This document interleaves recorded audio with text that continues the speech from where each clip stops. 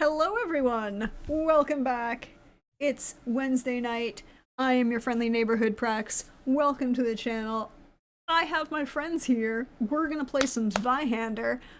I am not the GM, which means I get to play my wonderful, fabulous, make things go boom dwarf, Nethra Fusefire. And, uh, she is currently suspended underneath the gun of a tank while the tank is in motion, attempting to clean it out so that we can use it to fire on shit. That is where she is. But we should find out where else everybody else is, and we should begin with. Oh, wait, we should go in a different order because some people don't know where they are. So why don't we jump over to Laura? Laura, why don't you tell us where you are? Well, I was entirely surprised by that transfer over to me. So delightful. I try. I will be playing Gisela Haberman, she, her pronouns, who is a god sworn of the god Emperor Sigmar. And he loves me very much. I am currently sitting on the back of the tank. On top. Yeah, on the top back area. I totally know what this tank looks like. And I believe was starting to have a conversation when tragic technical difficulties befell us. Yep. I apologize for those tragic technical difficulties. But, you know, the personage you were about to have a conversation with might be there now. So, then next we're going to go up from Laura is Pope. Hi, Pope. How are you? Hey, doing quite well. Hey, everybody, Pope here. Back playing Aldar. Both of us use he, him pronouns, and currently he's piloting the tank. So, I'm safe? Question mark? For a given value of safe, I'm sure. But it's fine. You're inside the tank. That's got armor, and I fixed all of the mechanic parts of it. Then this leads to, Billy. Hey, Billy. How are you? Oh, hey. How you feeling?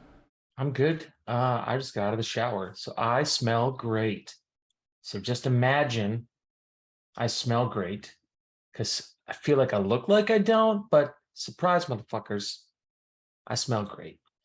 And I am playing Remsaw, who is a ogre, convict slash highwayman of many talents, most of which aren't particularly useful in the situations we're in.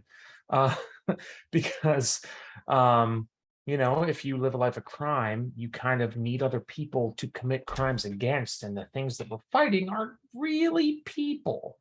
And I'm also in and around the tank. I can't fit in the tank because ogre. But you're So sitting on top. Yeah, it's like a nice metal pony Mm-hmm. that go boom boom. And I'm looking forward to the goods. I feel like conversations are going to happen. Question mark. I may or may not leave those conversations alive. Question mark. I don't know. Listen, Remsaw doesn't really know how gods work, so there's a lot of fear, which I feel like it's the way the gods like it. Growing up Catholic, that's my perception. Yep. All right, I'm gonna stop talking. Okay. Well then that leads us to the GM for the evening. Hey Tom, how are you? How are you doing? I'm doing well. It's nice to be back. It's been a little bit. We we cut things short last time because technical difficulties, which happen. Been a part of many channels, and they happen on every channel. It's like a thing. Apparently, technology doesn't work sometimes. And then last week we missed because of my work. So, that also is a thing. But it's really nice to be playing back and playing some Zweihander. It's nice to have everyone else. And I also can attest, having met Billy in person, he takes hygiene quite seriously. We left off with the crew having I'm one of those shows, I'm forgetting the name of them, where they, like, you take the old car and you get it working again. Like, we had a little mechanic sequence as Look, Hmm?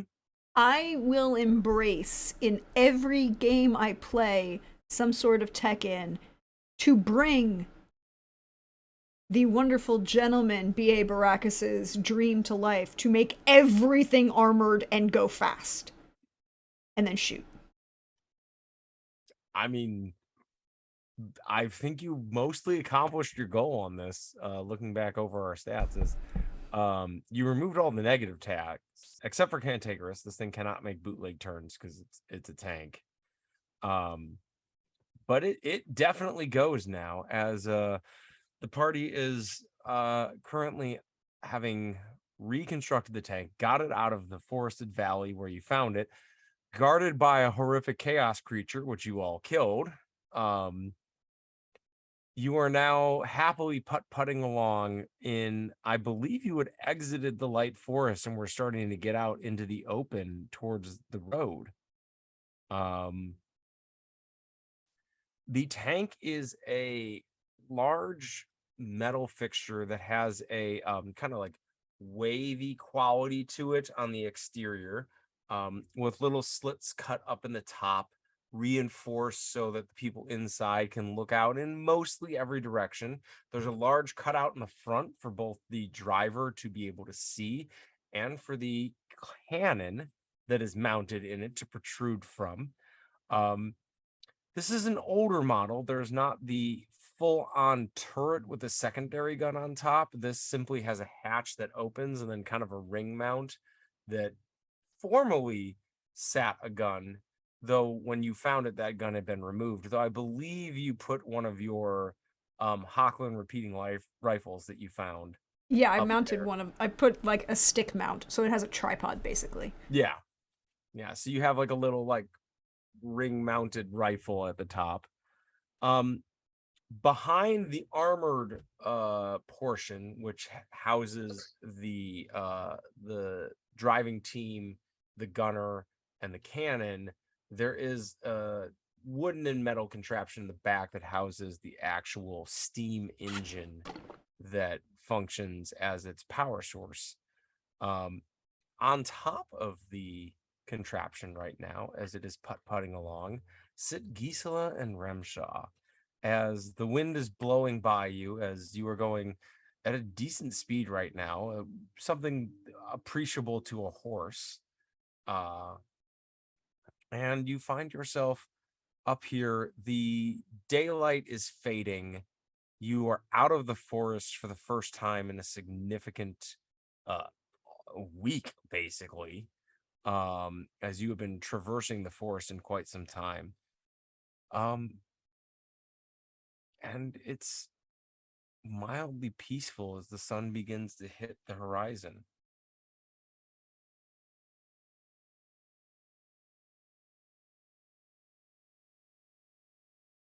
You can stop scooching away. I'm not going to bite you. Okay. Yeah. How do you do the thing with the light in there? Where does that come from?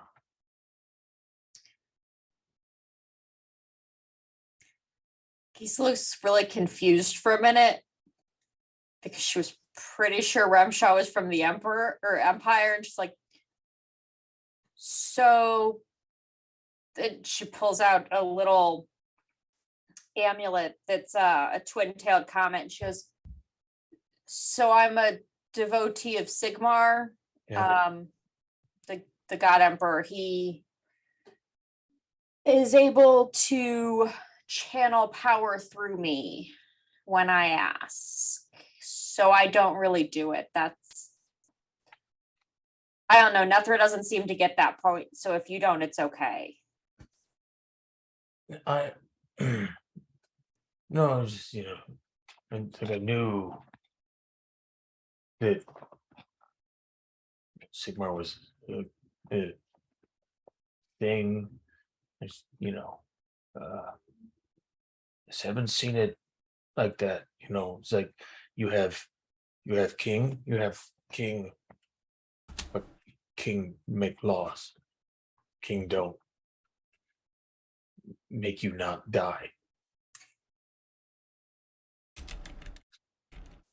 So no, because that's the mortal emperor. He does not have that power.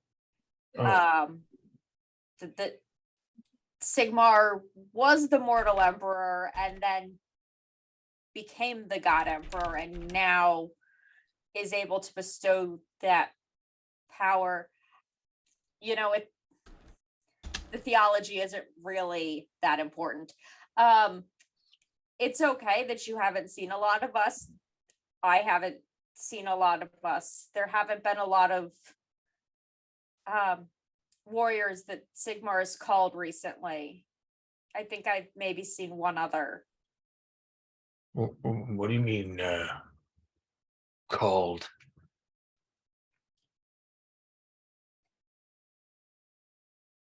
So I guess it's different to everyone. I don't know. I haven't really asked anyone else, but for me, there was, I don't know. People tell me it was a dream. It didn't feel like a dream, but I heard Sigmar telling me that I needed to leave the Abbey and go fight his wars. And then I was able to channel his power. So like actual called, but I suppose not everybody is like that. I've read stories where people have been called in different ways. What does his voice sound like? Um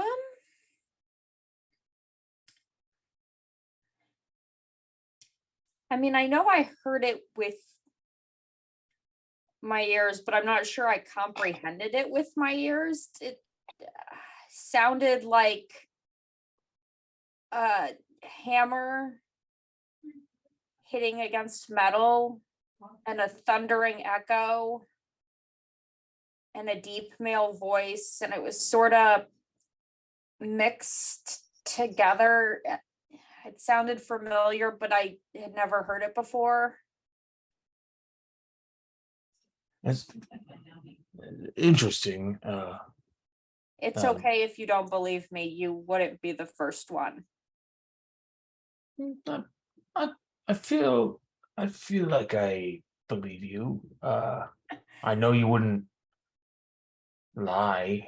There's no reason to, especially if it seems like it may be the end of all things. There's why be anything but honest?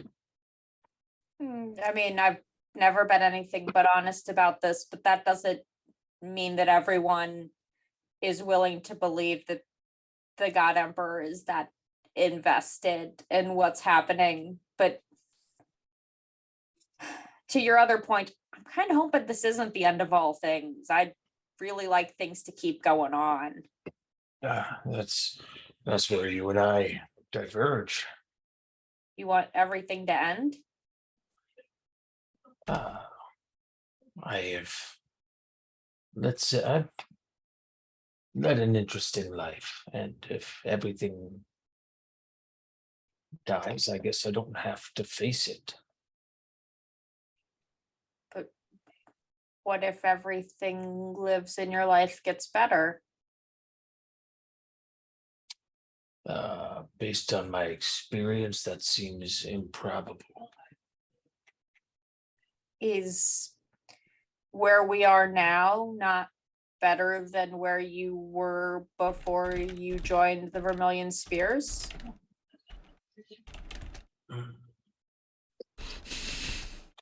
Where we are now is where I am now is better.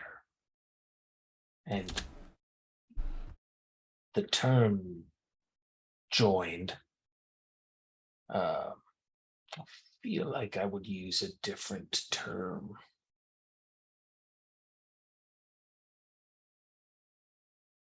What term would you have used? Voluntold. Yeah, I heard they did that. You know, the people who told you to join, they're not here right now. Yeah, and the thought of running into the woods by myself has been tempting, but then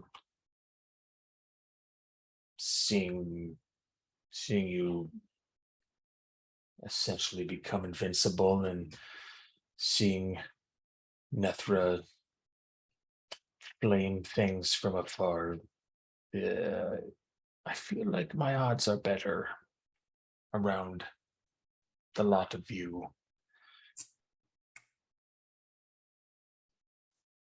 Well, I can't say that I think that's right. I feel like your odds might be better if you weren't heading to wherever we were heading. But if you're looking to fight, it's not a bad group to be in. I'm not bad at fighting. I'm not great at it, but I'm kind of rusty being in a jail cell for several years. I had lots of thoughts like why an ogre? Like you have no why keep me? That's why, maybe for your god emperor they must show some sort of mercy.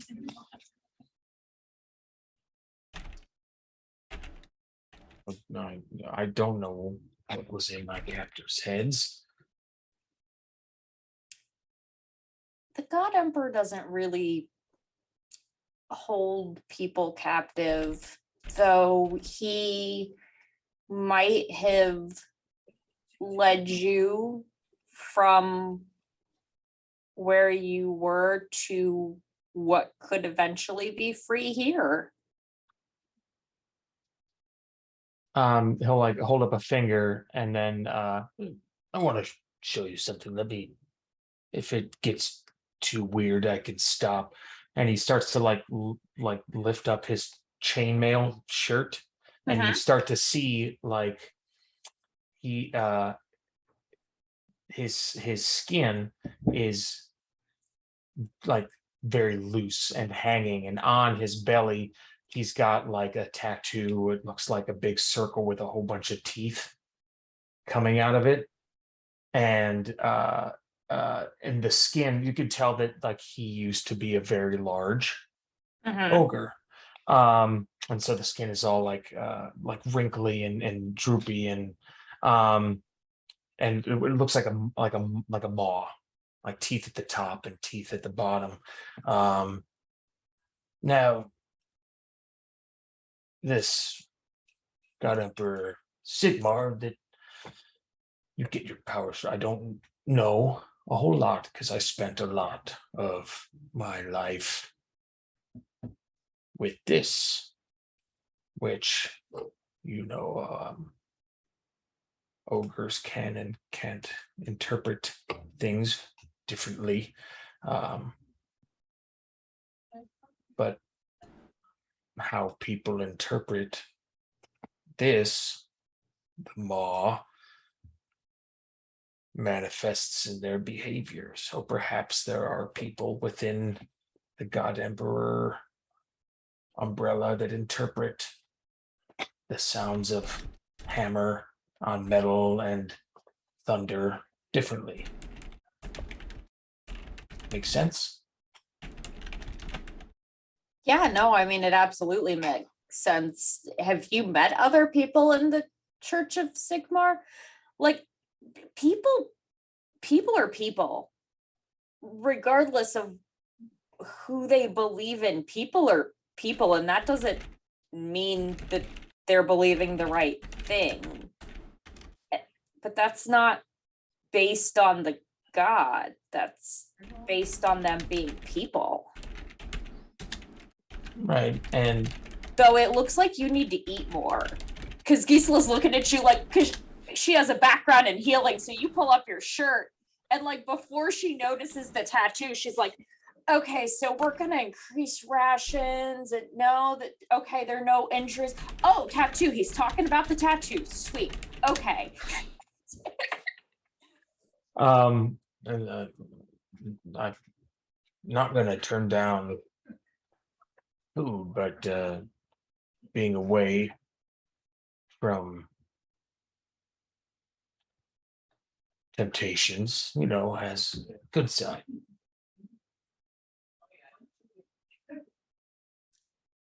I don't understand it, but if you say so. Discipline. Good to know when want something versus need something. That I understand, and that is true. Kind of looks like you need food. Kind of looks like you're about to start burning your muscles. So that definitely qualifies as a need, not a want. Yeah. And we're going to make sure that, you know what, you can have some of mine. It's fine. No, I don't want to take away from you. I'm good. Let's just I have some to burn, so we're fine.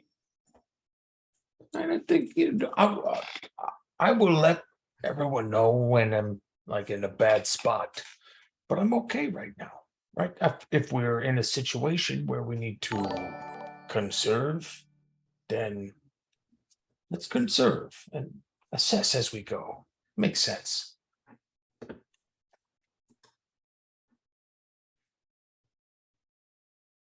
But perhaps you can tell me more of your experience with God Emperor and how you become kind of small God. Is that what I seem like to you? I'm definitely afraid. Why are you afraid?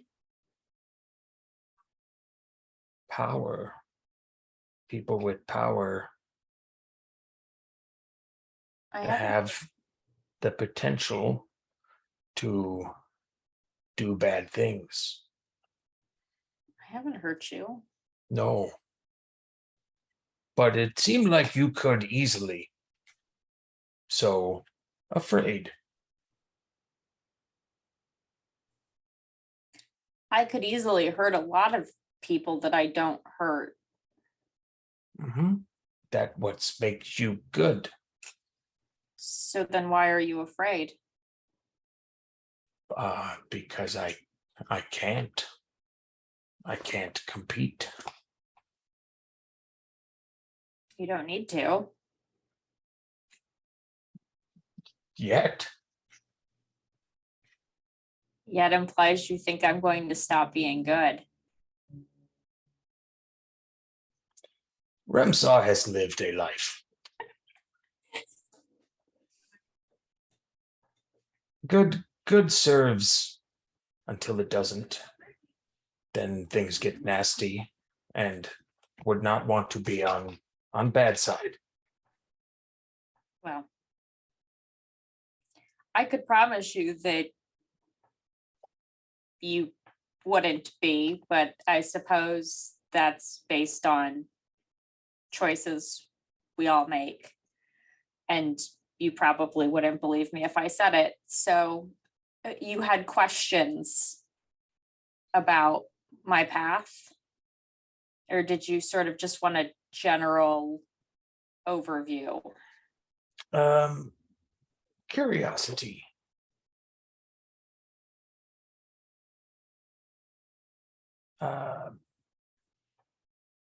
He speaks in hammers and thunder. The couple of times I've heard him, yeah.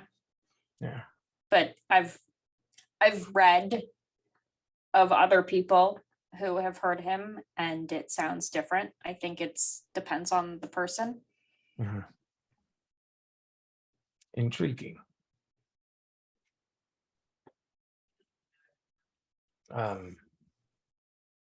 And he just give you powers, sign contract, make deal. No, there was no contract. There are rules. There are things that he wants that we've been taught, that are things that he finds important. I haven't personally gone against any of those things since I've been chosen. But again, I've read stories of people who have and have lost his favor and had to seek penance in order to get it back. So follow rules, he take power away. It's always his power. If I don't use it in a way he approves of, he's not going to let me use it anymore. The same way that if a parent gives a child the ability to do things around the house and they aren't doing it in a way that is appropriate, the parent will take those responsibilities and privileges away from the child until they've proven that they can do them. That not happen from my experience. Well, I'm not really sure that we can blame bad parenting for, Murder. yeah. That's fair.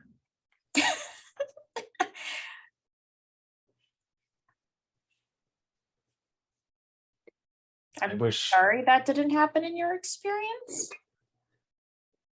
I don't know. It's a new one. Yeah, Brimsaw adept. I come from cruel world, adapt to cruel world, try to bring cruel world into not cruel world with laws. Surprise, prison. Separate things, not surprise prison as one thing. Okay, I was like, really? Prison was a surprise? Well, heard of it, didn't take it too serious. Okay. Did not know would have industrial complex meant to keep people in bars.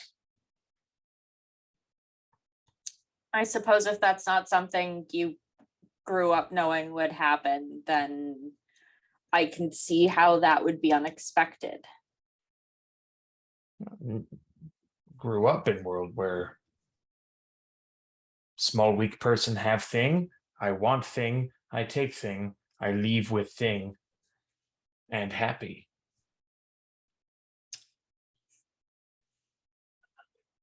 That's not how world works. In some parts, most of world work that way. Not really the parts of the world I've experienced. Parts of world that I have experienced. Well, not some of them. The one The one. Mm-hmm.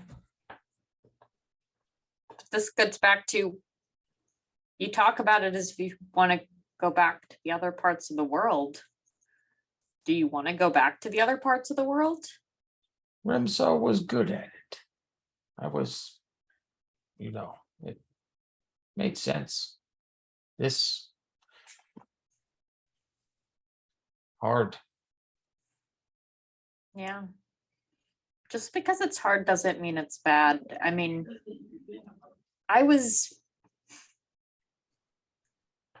before I was called by Sigmar, I was a nun, the adherent. I healed people. I was good at that. It was easy. It was simple. There weren't hard choices. Someone came in and needed help and you helped them. And it didn't really matter who they were, and there weren't choices. And then I was called by Sigmar and needed to leave that life and do this. And it's been hard. It's hard. When they give you rules in a book, the rules seem very straightforward. When you run into real life, it's never as straightforward as the book. But just because it's hard doesn't mean this isn't what I should be doing. And just because it's hard doesn't mean this isn't what you should be doing. That makes sense. Remsar more kind of guideline guy. That's convenient. Because Yes. what I've understood from Aldar and Nethra is the Vermilion Spears are more sort of guideline people. In the 7 or so days I have been, seem okay. Good. Guideline work. Guidelines work.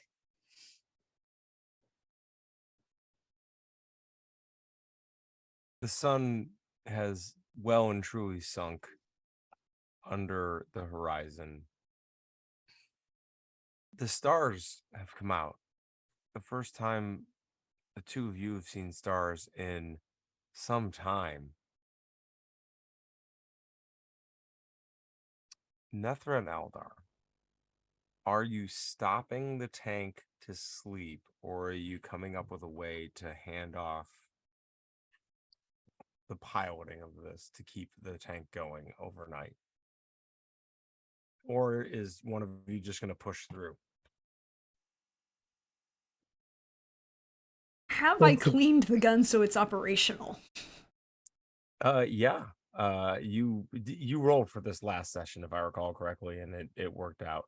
So yes, like during this conversation and afterwards, you managed to clean the gun out. It will be ready to load once you have powder and shot for it. That's okay. I don't want to have anything that could possibly still be in there that could explode on us. We don't want that. Mhm. Technically, Aldar is the only one who can Pilot this thing. pilot, and I'm the only one who can see in the dark. So here is what I am proposing. While there is still light, we go. When there is no light, we stop. And we could even drift a little. Oh, 'Cause we we will don't want come them. to a slow stop. Yes. But yeah, no, I need light. Mm-hmm. And unless somehow there is a random brazier salesman that's just walking about here, I don't think we can put two on top of this wagon just quite yet. Yeah, and I don't have an extra lantern. I only got the one. Yeah. Want to anglerfish this thing? I need more light than that. I know, I'm just trying to decide if we want to anglerfish this thing in general.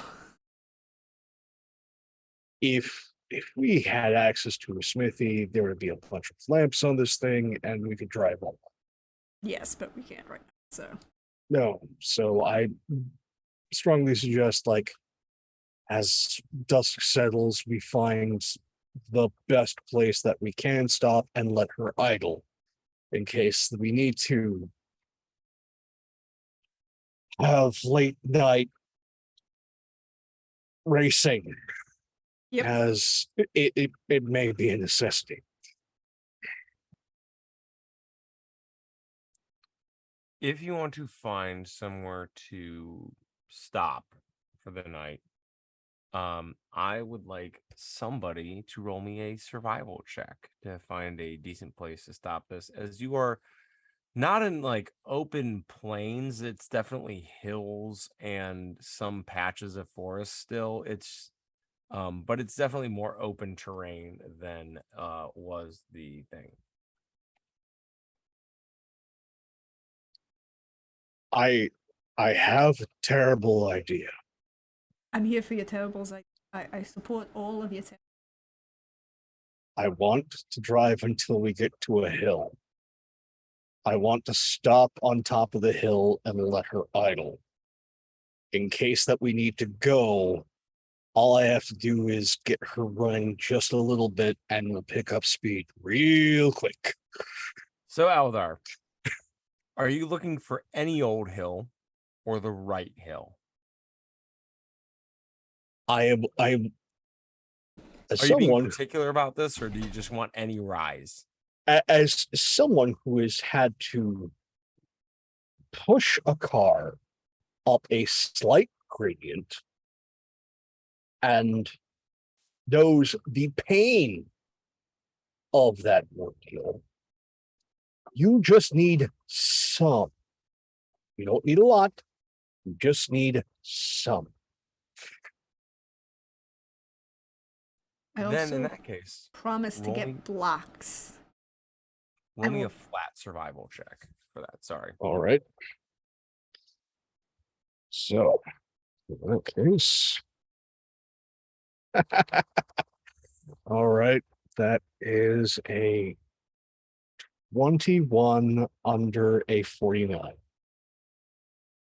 Within about an hour of sunfall and true darkness and the stars coming out, you were able to locate enough of a rise to be happy with that. Nethra, I apologize for interrupting you. Please, by all means, as No, Aldar Nethra is just going to make a point when you say you want to park this on an idle on our hill. She's going to Yeah. get blocks for the wheels. Good idea. I have rope.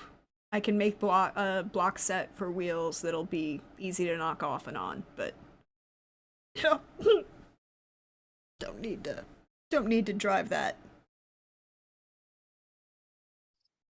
Fair enough. Don't need to have it roll down when we're not expecting it. Fair enough. But no, this is probably when we need to escape with verve. This will help.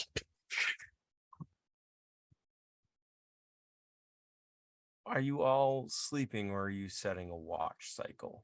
Oh, there's going to be watches because if we need to go, we need to go. I will take first watch. Then, if all goes well, I will just get to sleep. So that's first watch. Who's second watch? Oh. Remshaw's second watch. Nethra or Gisela, who's taking third, and then obviously last. I'll go with last, so that lets Nethra have real dark with her dark vision. Yep. All right. All right. So we have 5 watches. All right. Aldar, roll me an awareness test for your, and you don't have dark vision, correct? All right. Luckily for you, there is in fact a full moon tonight. So go ahead and roll me with only a -10. Well, with the -10, that is still a 13 under a 39. Your time passes very quietly and peacefully. The only sound is the slightly still running engine of the tank next to you. Would you like to do anything, or are you waking up Ramshaw? Just before I wake up Rimsaw, it is a matter of setting stuff up to make tea in the morning and throwing probably 3 logs in the boiler. Just going to keep her idle. And then we'll wake up the biggin.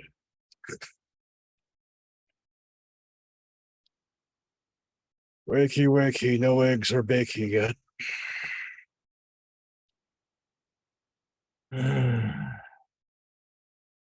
So far, it's been quiet. Moon's full, so it's not completely pitch shit black.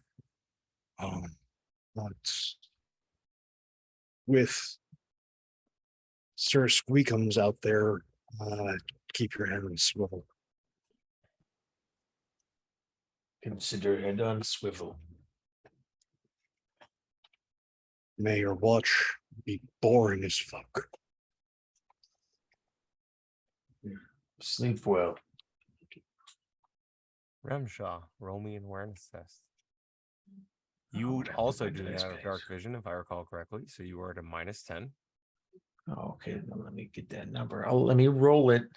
Mhm. And then, yeah. Rolled a 97. So pretty sure that's a failure.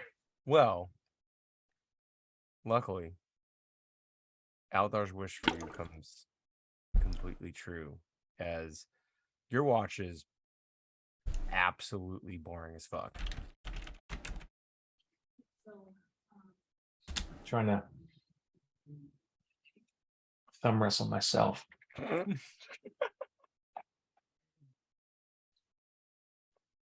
Spending hours trying to figure. All right. Ramsal tries to remember who's next in the order. And he's gonna roll for it. Okay, so Ramsaw wakes up Nethra.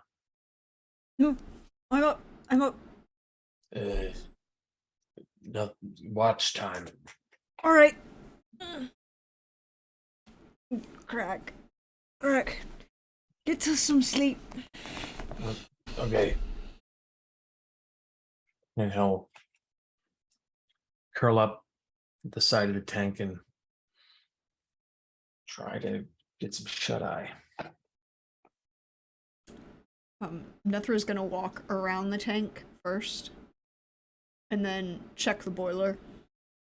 Mhm. You know, do a mechanics check at the same time as she's doing watch. Roll me an awareness test.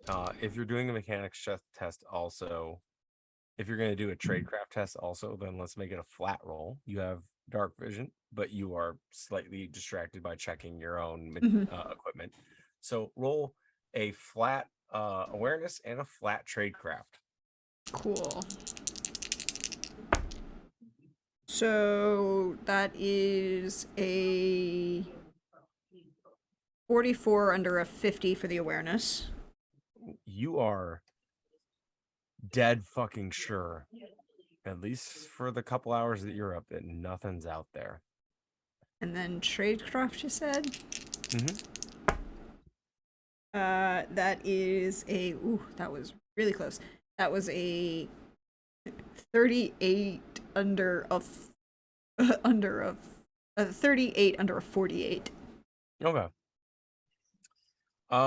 You keep the particular you keep the basically the pressure in the steam engine up, so you are going to be ready for a quick exit if you need one. The tank is going to require no work in the morning.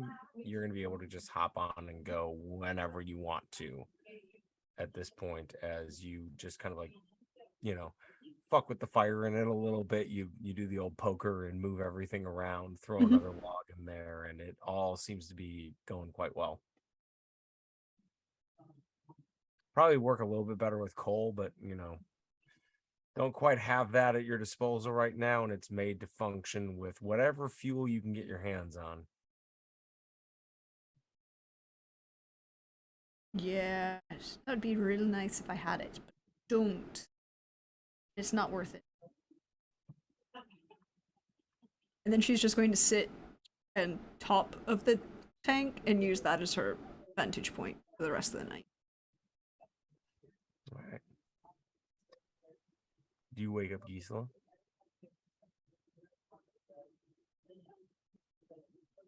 Ooh, does she actually wake up Gisela? Yeah, but she'll give it an extra 20, 30 minutes. If she wants to let Gisela sleep a little bit. And then she'll come down and because she's been in the army for a while, she pulls a couple tiny rocks and just chucks it next to Gisela. Not at Gisela, but right next to her. Just enough to make a little bit of sound because you don't walk right up in.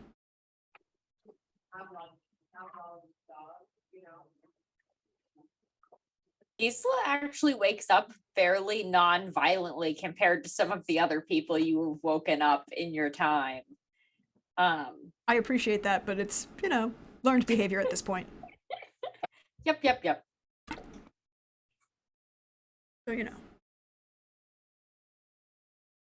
Gisela. All right, your watch. And then she goes and literally crawls up on a ball right on the hood of the tank. It is the dark right before the dawn, Gisela. I want you to roll me with that -10 awareness test. Is that 10. What is this 3:30 for? a.m. dark? Oh, the dark. Okay. Yeah. Awareness. That is 26 under 36 with -10. So, success. You are very awake for the final part of your watch. You actually got your full rest and are the sound of the engine is somewhat comforting in knowing that it is your salvation, in that sense that it is the path back to the army. It's your attentiveness and the fact that it flies in front of the moon that alerts you as you see ever so briefly in the distance the winged silhouette of the creature that killed the captain lit up across the moon and move towards you, disappearing in the darkness of the night. But you caught that momentarily glimpse as just the tiniest bit of light is starting to peek over the horizon. Okay.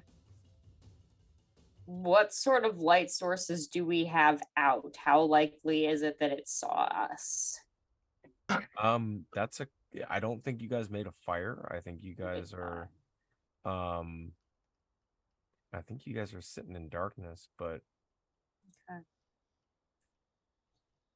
Knowing that she's gonna try to let everyone else get a little bit more sleep to see if it maybe missed us or they can get even a little bit longer, but she's gonna start anointing weapons. roll me a that would be an incantation. It would. Yep. it might possibly be a lot of incantations, but let's. So what are you starting with? I'm starting with my hammer. Okay. Roll me an incantation test for the hammer. Now Well, this if- is Huh? this is a anoint is a petty, or is it a Anoint. regular? Anoint is a Is it petty? generalist. Generalist. Okay, so roll with a +10 because you're not under combat conditions yet. Okay. It was the metal dice, wasn't Yeah, it was. it? Well, it wasn't a super great roll, except it was. So, because it was a 77, which would have failed, except I got the +10 for not being under combat conditions, which makes it a critical success. Which means that I get not only my hammer, but Aldar and Remshaw's melee weapons as well. Okay. Are you going to check on if you perceive this thing being any closer? Yeah, I wanted to get the one set off, and then I'm going to check and see if I can see if it's any closer, and then that'll tell me if I can think I can get another set off. Roll me awareness -10. Okay.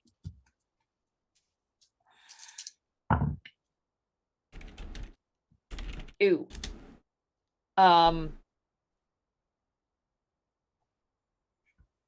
No, it was just on. You know what? I'm going to use a fortune point. We have those. You got fortune points. Use them. This seems like an apt moment for fortune. And it is, because that is now a success. It takes a moment. You finish anointing the melee weapons. You look back up in the general direction and you don't see anything. The darkness is still somewhat oppressive, even though there's the barest glimpse of dawn behind you. There's the barest glimpse of dawn in the direction you're looking in. It's difficult to see the sky. And then you catch just a flitter of movement. And you can start to hear the beating of wings as it gets closer. And that's when I'm going to wake everybody up. All right. Time to get up, guys. Up, up, up, up, up, up, up. No, moving now. Wait, Big what? monster in the sky. Let's go. Okay. The minute Had your 5 more minutes. We're moving now. the minute Gisela says that, Nesra's, who is still sitting on top of the tank, looks directly up. See if I can see it. A piercing cry arcs through the air, not terribly far away. I need everyone to roll resolve against fear. Damn. Oh, I could have gotten that up. All right, that's fine. It's fine. It's a flat resolve roll against Okay. fear.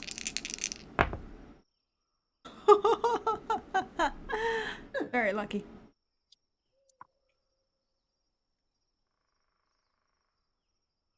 All right. What did anyone fail? No. It Okay. was close, but it was not a fail. None It of you was suffer close. effects of fear as it swoops overhead and begins to circle. It is still in the air. It is well out of melee range. What would you all like to do? Is it close enough for me to shoot it? You may, though Nethra would remember the last time you shot this thing, it had no effect. Yeah. Time to go, guys. It's time to go. I can't get her run. Get in the driver's seat and let's get this party started. As you all begin to move towards the tank, Aldar and Nethra, I'm assuming, are getting into your positions inside the tank while Gisela and Remshaw are getting on top of it. Yeah, and as soon as Gisela gets within range of the tank, I'm going to attempt to anoint that gun at the top. Okay. Before you do that, Actually, Gisela, it was you. The creature is going to swoop low and Bring it. I mean, we healed you. It's been a week now since you were almost dead. Nope, I'm back to full health. It hits if you would like to do anything about that. I would say in this situation, dodge would be the most appropriate stat to use. Sure, I can attempt to do that. I have second skin, so I can now, in fact, dodge in heavy armor. Okay. You are taking a -10 because it is fast. Okay. That's fail. All right. You are taking. Oh man, I rolled really bad. Is it under a 12? You know what? I'm gonna use that misfortune point you gave me to re-roll that one I rolled. I turned that into a 6. So that was 6. Oh, all right. So that's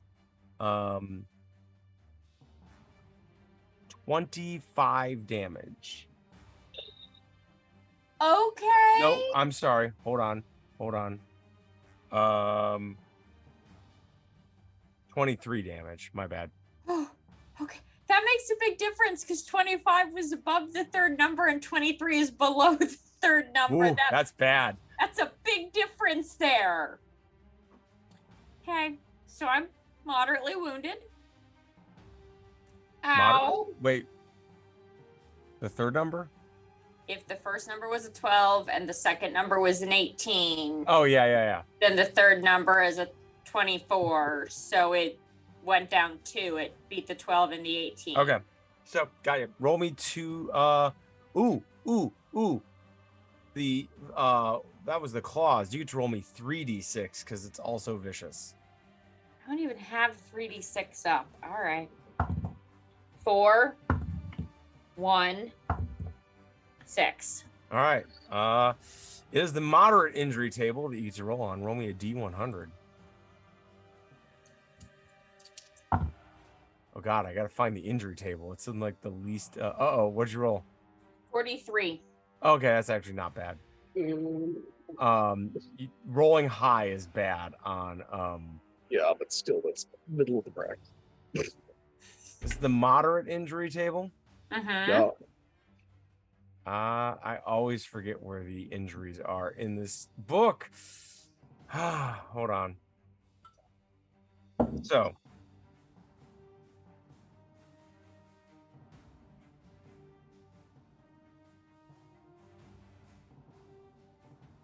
This is also the moment the cat has decided to express her displeasure at me for things that are unknowable, but the cat has deemed to visit me. All right, we're gonna open this up because I can never. Jammed finger. Huh? It's a jammed finger. I'm looking at the player's handbook. All right, thank you. What are the penalties of this? I immediately drop whatever I'm holding until fully recuperated. I need to flip to fail on all melee attacks with my primary hand. Okay. So your warhammer falls from your grasp as you're running towards the tank. Well, I'm gonna pick it up. I would give other people a chance also if they wanted to help pick that up for you.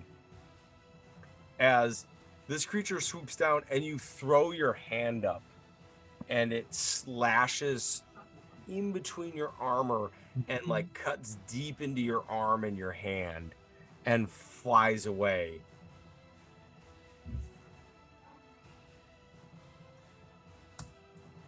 You all now have the opportunity to get onto the tank. That was its one attack. I'm giving it as you all move on. Gisela, you climb onto the tank. Remshaw is joining you on top of the tank, correct? Mm-hmm. Gisela, you wanted to anoint the weapon on top of the tank, correct?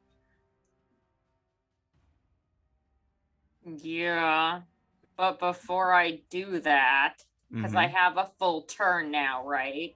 Yeah, you can spend your other 2 AP. Okay, so I'm going to use Chaos Overturn first so that in future rounds I have both things. Nice. All right. So that is a. Well, this is going to be all sorts of delightful modifiers.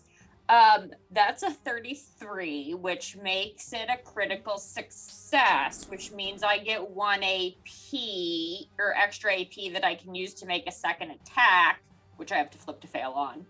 But I also get a plus 20 to my combat-based scores, which I have to flip to fail on. So I get lots of fun math. Nice. All the math. All the math. And then with that extra thing I get to do, then I'm going to anoint the gun. All right. That's just a regular success with a 43. So big gun on top is anointed for 13 hours. The gun is anointed. It now, for 13 hours, does damage that can damage this thing. And it only needs to be reloaded after 3 shots. After, as it is a repeat weapon. Yeah. My work here is done. Yep. So real quick, Aldar in the tank. Yep. What are you doing? It's time to gun it. Well, considering that you set yourself up on that, on the hill. the hillside, I am saying that you get gun it at a plus 20. So roll me a pilot check at a plus 20 to accelerate away. That was a very funny roll. That's a 55 under an 82. All right. The tank lurches, hits the slope, and is off.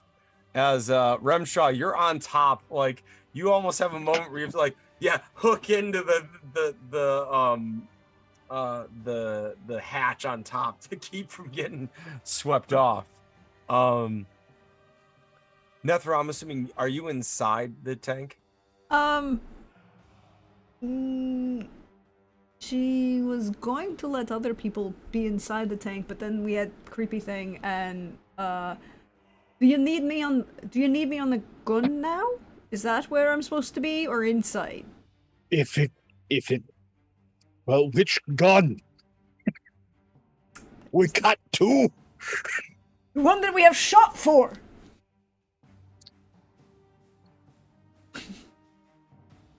Oh, you're not going to believe me. You But brought me I extra do- shot. I have ball bearings in my kit.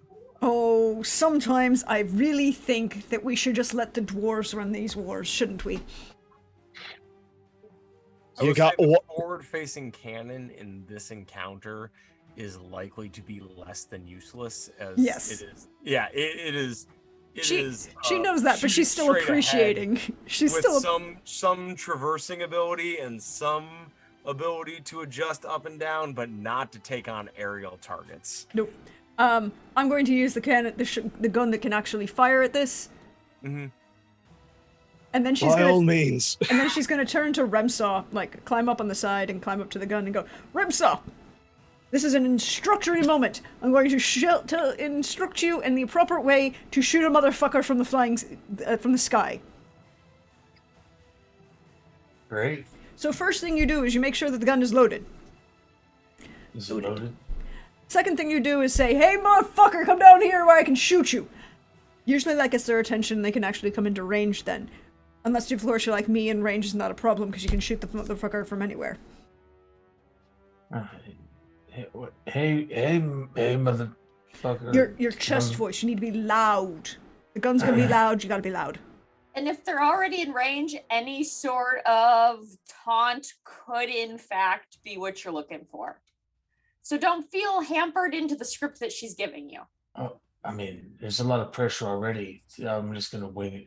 Hey, poop mouth. Come go closer. Is that good? Great. Cool. Then she's going to take aim and fire at that thing. All right, so you spend 1 AP to aim. You spend 1 AP. No, to I fire. mean, she's not. Wait, it's daylight. Never mind. It's- She's not gonna bother wasting time aiming. She's just gonna fire. Okay, so 1 AP to fire. Mm-hmm.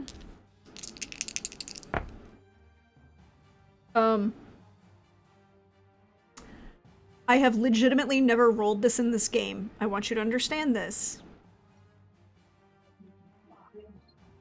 1. That is. I don't know what the rules say. I always count 1 as a critical success. So that is an undodgeable attack, which is the gunpowder. So it's already undodgeable. Go ahead and roll your d6. Yeah. And then I just realized I have I to feel like double. we've rolled every variation of a single number in this campaign, which is Yeah. absurd. I'm here for it. Alright. And this is the weapon that's been blessed, so it will actually do damage. This will do damage. So that's a 6. Nice. That's a 1. Nice. That's a 6. Nice. That's Also a 3. mine. The 12 and 3 is 15 and 1 is 16, plus my combat bonus, which is. I just said 16? Mm-hmm. So now it's plus 5 is 21. 21, unfortunately, does not exceed its threshold. So it is moderately wounded, but it is wounded. Yes! As you wing its leg that is not currently in use, but you feel like a spray of viscera kind of rain down on you as it occurs to you that this thing is diving at you at this moment. Remshaw. Saving my last AP to dodge. To dodge. Remshaw. It is now currently your turn. We had Gisela. It went, Gisela went, Eldar went, Nethra went, and now it is your turn. I'm gonna load it. Huh? I'm gonna load the gun. Okay. Oh, it's you're you gonna- don't have to load the gun. I don't have to load the gun. Oh, we got 3 It shots has before we 3 have to load shots. it. You If have I- 2 shots now. If I may suggest, you can. The weighting places you lower in the initiative order, which in this particular case isn't particularly useful. I will allow you to make the classic D&D style if-then statement for something with the weight action. Like you can Like a spend an prompt. AP in an if-then statement.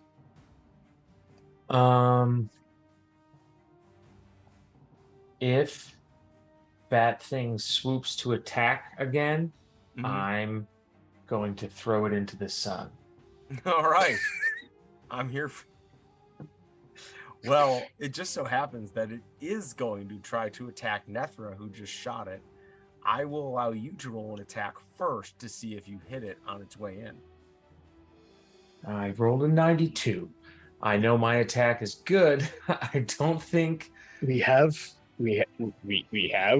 fortune. Use it. There are 4 fortune points left if you would like to re-roll that, and then I will get a misfortune point. So beware, because Tom actually used that to smush me a minute ago. But I want to see this thing thrown into But the this- sun. But this time it might be Nethra that gets smushed. All right, so I get to re-roll. You get If to I Yes. spend re-roll. one. Okay.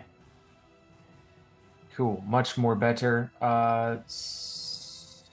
61 under 66. That is a hit. Please roll me a d6. And your weapon is anointed, so that will hit it. It will hurt it, and you can if you roll a 6, it explodes. Just a 3. All right. What's your combat? But what kind of weapon are you using? I'm using the scythe that I have in one hand, All right. which is, I believe, vicious. What's your combat bonus? 5. Ooh, wait, it's 5. vicious?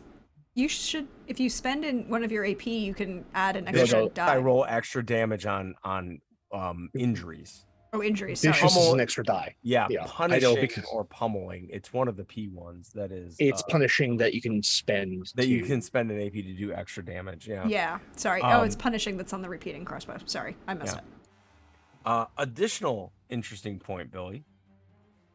If you would like to know, you could spend another fortune point.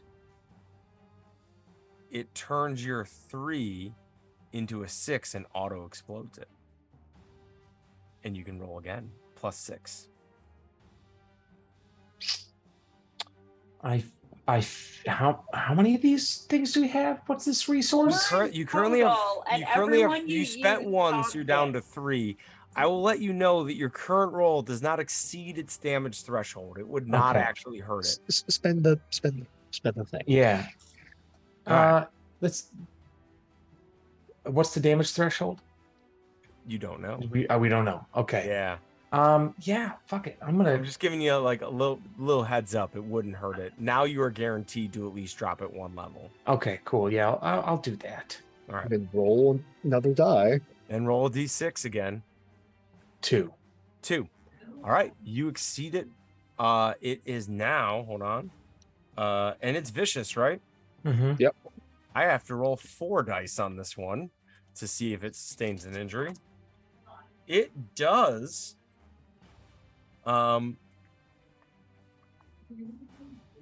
Remshaw, please describe to me how you take one of this thing's wings off. So it's coming down to attack Nethra, Mhm. and he's like eyeing it, and gets this like rusty farmhand scythe that he picked up from God knows where. Sigmar knows where. And as it's swooping in, he times it just right and puts all of his weight into it, and the flesh that connects the wing to the torso hits right there, right at the armpit, and slices all the way down, rendering that fleshy amalgam of fatty tissue useless. It hits the ground next to the tank and immediately begins falling behind as Aldar has this thing moving. Nethra, you feel the breeze of the claws of the other wing just pass just over your head as it never gets a chance to make its attack. The cries of this creature, not dead, but devastatingly injured, fall into the distance as you all begin to motor off. Really? Against the rising sun, at the very distance of the horizon, you see the figure of a horseman, not moving.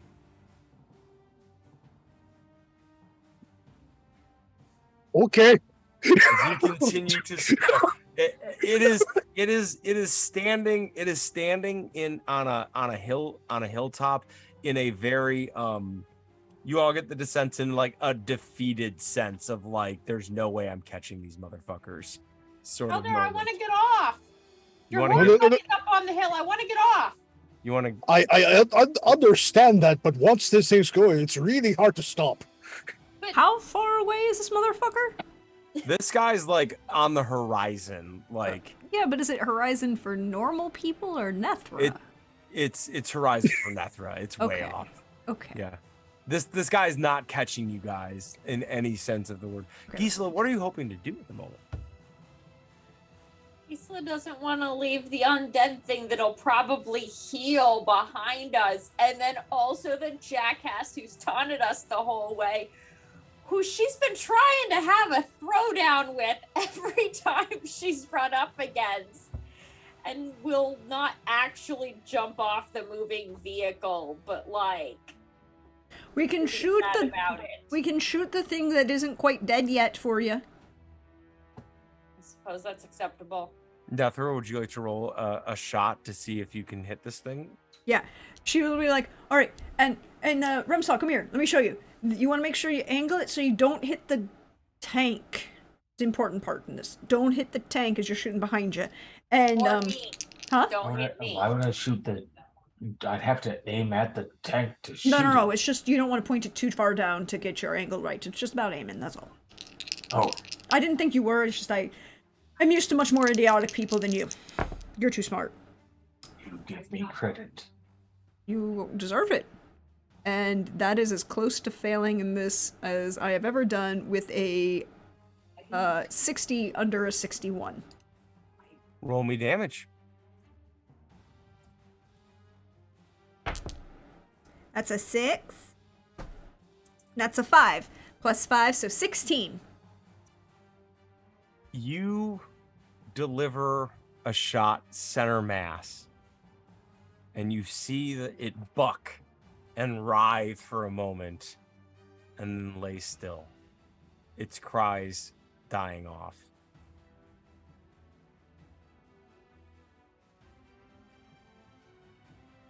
Gisela's I'd gonna like to jump do- off the tank. Don't jump off the tank! Gisela jumps off the tank. Okay. Damn it! Gisela, Yeah. roll me a coordination test, please. At minus 20, I am because you're going really fast. I And am you're wearing heavy totally armor? best at coordination. I have no idea what you're talking about. I don't fail absolutely every roll that isn't a prayer. I'm not sure what's going on here. That time I did it. That time it was 16. Gisela, Yeah. you pull an expert, like diving, rolling back up to your feet, like almost half trotting after you get this. Where are you going? No, I want to do that thing where you like Michael Jordan leap and hang in the air and then just land on the ground. Okay, so you superhero land. Got it. Yes, Like yes, I do. just like boom, like full armor landing, one knee down, looking down at this like slight glow about you because the you did have a couple successful prayers in this. Where are you going? I'm gonna go to the undead thing that's in the road that's hopefully maybe dead now. As Gisela does that, Aldar, what are you doing with the vehicle?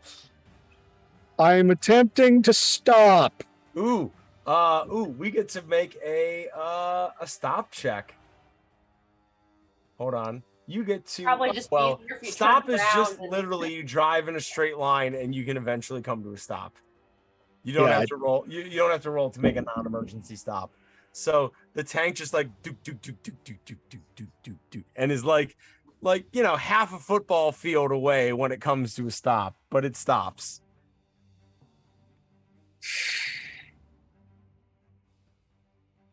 Gisela. Hey, Rumshot, bring your sides.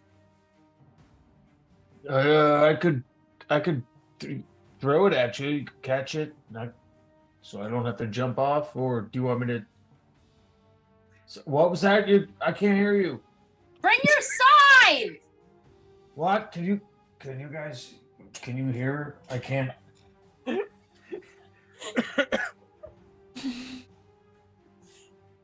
What do you need it for? We're concerned about your safety, she says, actively looking around while she hasn't moved away from the gun yet. Gisela's gonna be like, I don't think my hammer can cut through this thing's head. Why do we want the creepy undead thing's head? To prove to the people in the city that they're creepy undead things? Would you have believed there were creepy undead things if someone just showed up and told you there were? Yes. Really? Uh-huh. I think that's how religion works. Yeah. Nethra's not religious. Real quick, And actually, before- to get at Gisela, what Gisela's saying. Previous to your all's experience, it is thought that undeath has been eradicated from the world for like several centuries. Gisela's been reading stories about that, actually, Like it's something Okay. that like Sigmar did. a long time ago. Here's what I'm going to try and do. I am going to, against better judgment, turn this thing around. I am going to park it. And then I'm going to load my ball bearings in the main cannon and hope. Delightful. While you do that, send Remshaw with his scythe. I don't think I can cut this thing's head off with my hammer. What? All right, Rumsaw, she needs your scythe to cut a thing's And head at this off. point, Gisela has this tiny rondel dagger that's the only sharp thing she has that she's trying to cut through this thing's head with. And it's hysterical.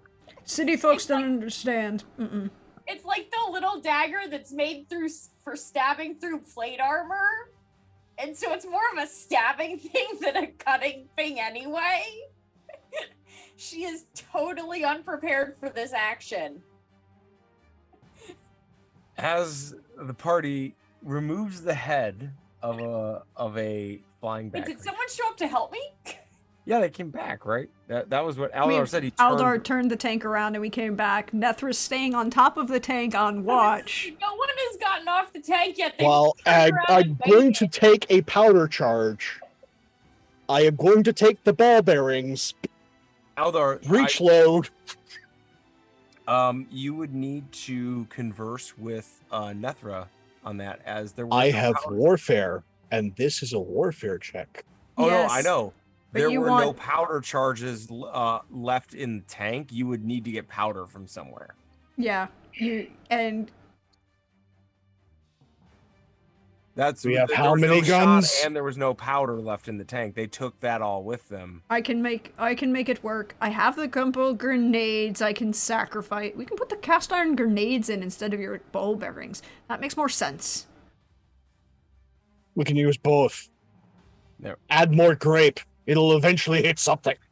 That is terrifying and work. So, Aldar, you may, now that you have the resources, you may roll me a warfare check to properly load this May I weapon. assist him in You this? may, so you can roll the assist dice.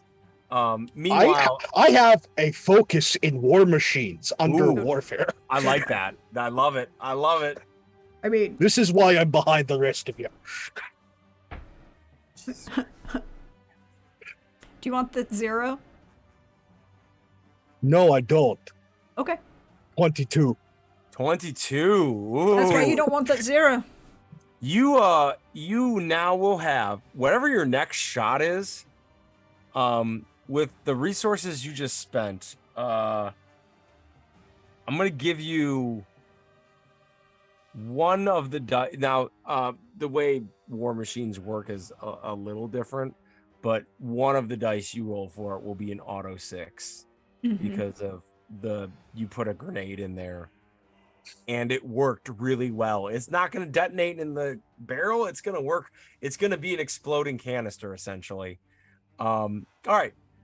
Remshaw, do you give Gisela your scythe to remove the head of this thing? Sure do. All right. Gisela's gonna look at her hand and be like, maybe you should do it. Right there. Okay. I hurt my finger. Right. Yeah. I saw that. Unless stand back unless you're into getting a whole bunch of blood on you. Now that's not really my god's thing. So Gisela's gonna step back and totally feel like she just told someone she broke a nail, but like But like your hand is really effed up. but my hand really fucking hurts, but she feels like she just told someone she broke her nail. So You've got a wrestler and a jiu-jitsu guy and pulling fingers. I will, as someone who's actually been stabbed in the hand, don't recommend, and it really messes you up. though we will have to discuss how that actually impacts Gisela, because technically the hammer is a two-handed weapon, and We'll Jam talk. Finger Honestly- says it honestly- works. It's for stuff with your primary hand, which it's. Eh. As someone who has jammed a lot of fingers playing football, we need to tape it up a lot. And for the first 24 hours, it's just going to suck to exist. Yeah, well, the answer is always more athletic tape. But as That probably as- doesn't exist in Zweihander. We'll have to work it through mechanically later. unfortunately, athletic tape does not exist in this particular universe. And as Remshaw is hacking at this thing's head with the scythe, I think this is a good time to take a quick break. Everyone catch a bio, and we will pick up here on the continuation of their journey on the long retreat. Indeed. Then everyone should come hang out while we, stretch, refresh, bio, do all of those good things. As I figure out why this is delayed and working. There we go. And we will be back in a few minutes, everybody. Thank you very much. See you in a few. Bye-bye. You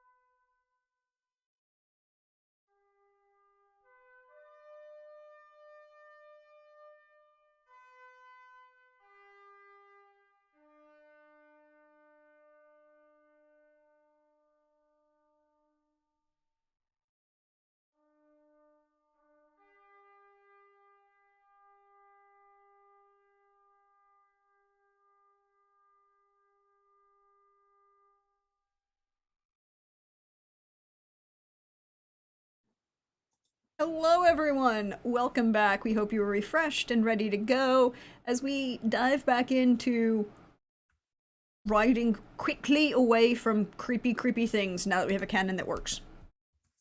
Ish. Well, as if I may, at the moment, the party kind of saddles back up. Eldar getting back to the pilot. You were able to load the cannon from inside and able to move back into the pilot seat. Nethra there. Gisela and Remshaw jumping on the tank with the severed bat head of this creature that And Gisela's gonna take out the 3 vials of holy water that she totally made for Nethra and then never gave back to her like 3 nights ago.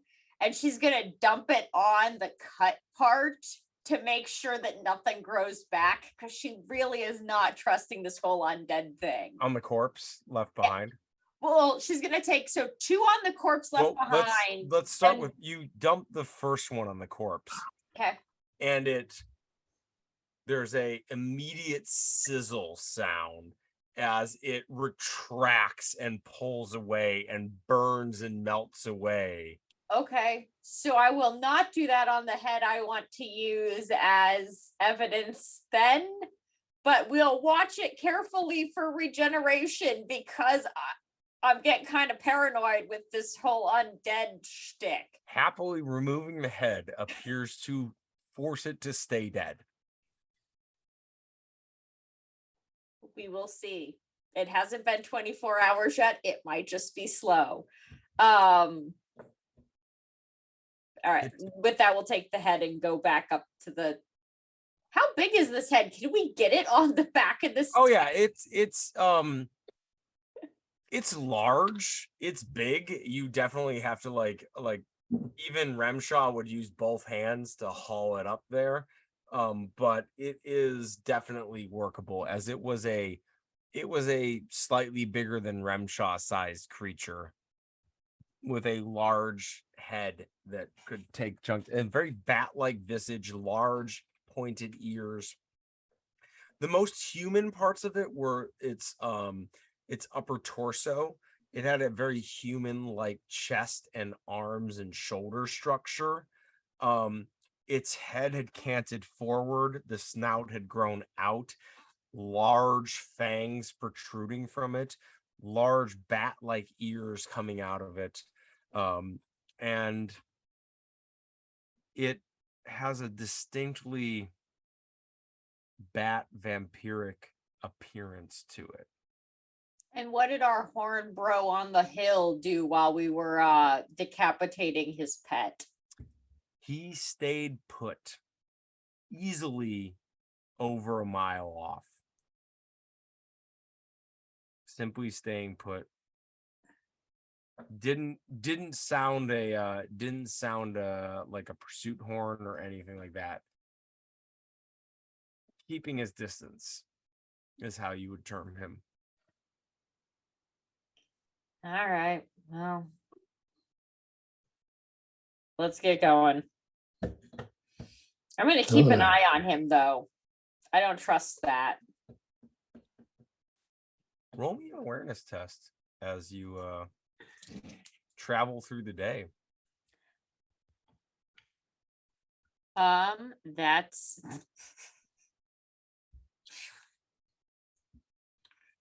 a 44 under a 46.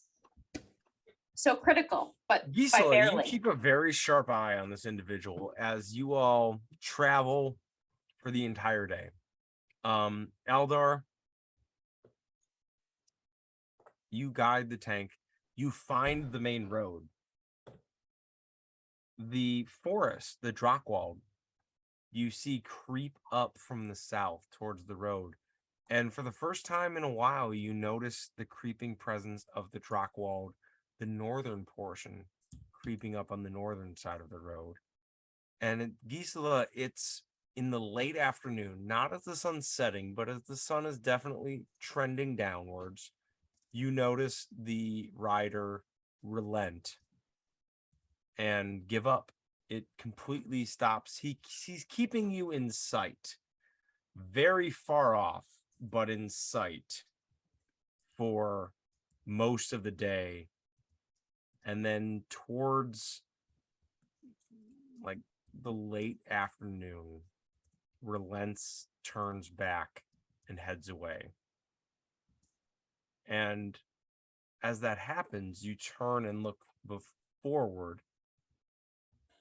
You see a village rearing itself on the road. Not only do you see a village, very quickly, you see individuals on the road. Individuals with your critical success. Individuals wearing armor, holding pole arms. And you see the distinctive glint of gold filigree on their armor as they are standing out in the road, forming a picket line. What does gold filigree mean to me?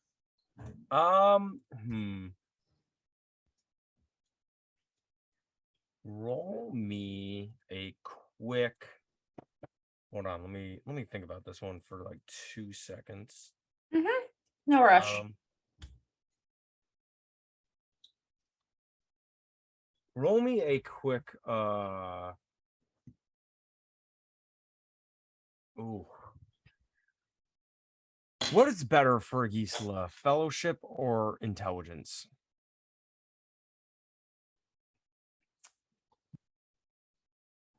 Fellowship.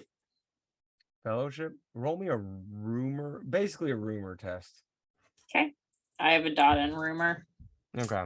This is like basically, I'm trying to think of like a good streetwise or like Nope, that's a 90. no idea. None. Nothing that's not praying, guys. It's nothing that's not praying. I would have given you a +10 for being a veteran, but I don't think that would have helped. No, it would not have. All As right. you approach the town, you see a string of humanoids. Mostly what you would identify as human, a couple dwarves, maybe someone slender enough to be an elf, standing out in an assortment of levels of armor, breastplates among some, a few wearing a few tattered pieces of armor, some wearing none at all and just wearing like blue brigandine, all of them holding halberds and standing in a formation along the road.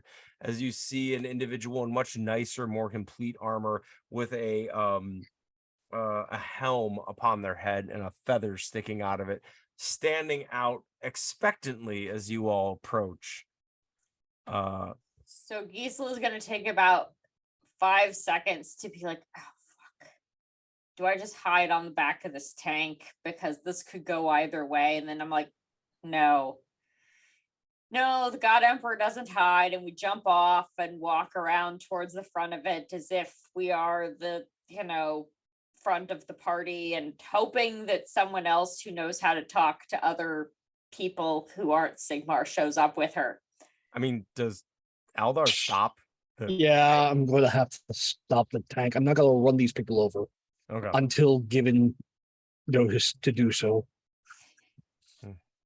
I think you're the guy giving notice to do that. I think that's you now. You got a promotion. The captain got eaten. That's you. Halt in the name of the Emperor and the God Emperor. These are your people. Sweet. There's this moment of like, Nethra just turns and looks like, is about to agree that Aldar got promoted, and then hears that and is like, nope, that's you. Aldar, Mhm. roll me a warfare check at +20. Oh, okay. So, +20 makes my warfare an 89, Yeah. and I rolled a Oh, baby. 47.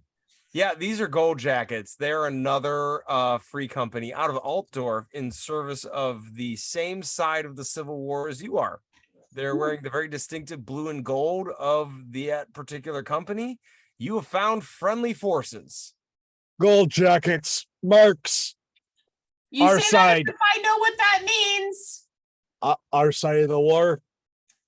Oh, our side I get. Gold jackets I didn't. So I'm gonna walk around to the front. Obviously, because at this point they said halt in the name of the Emperor.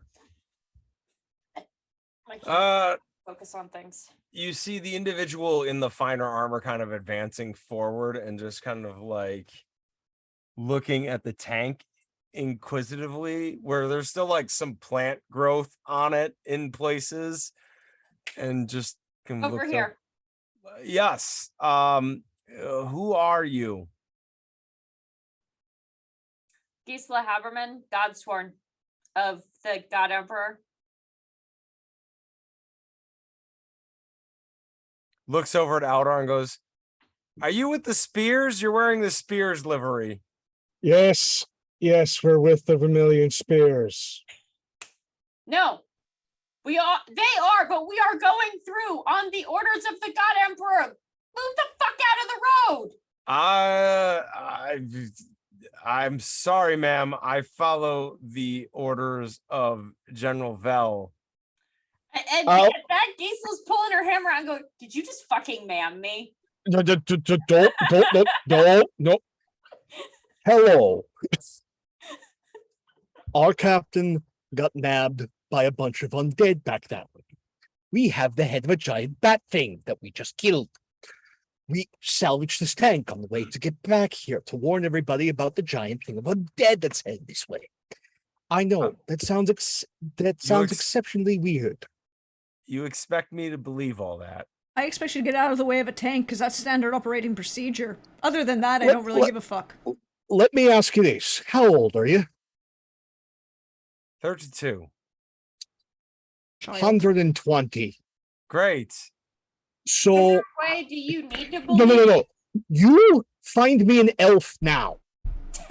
He turns back and looks over his shoulder and is just like, "Art, get up here."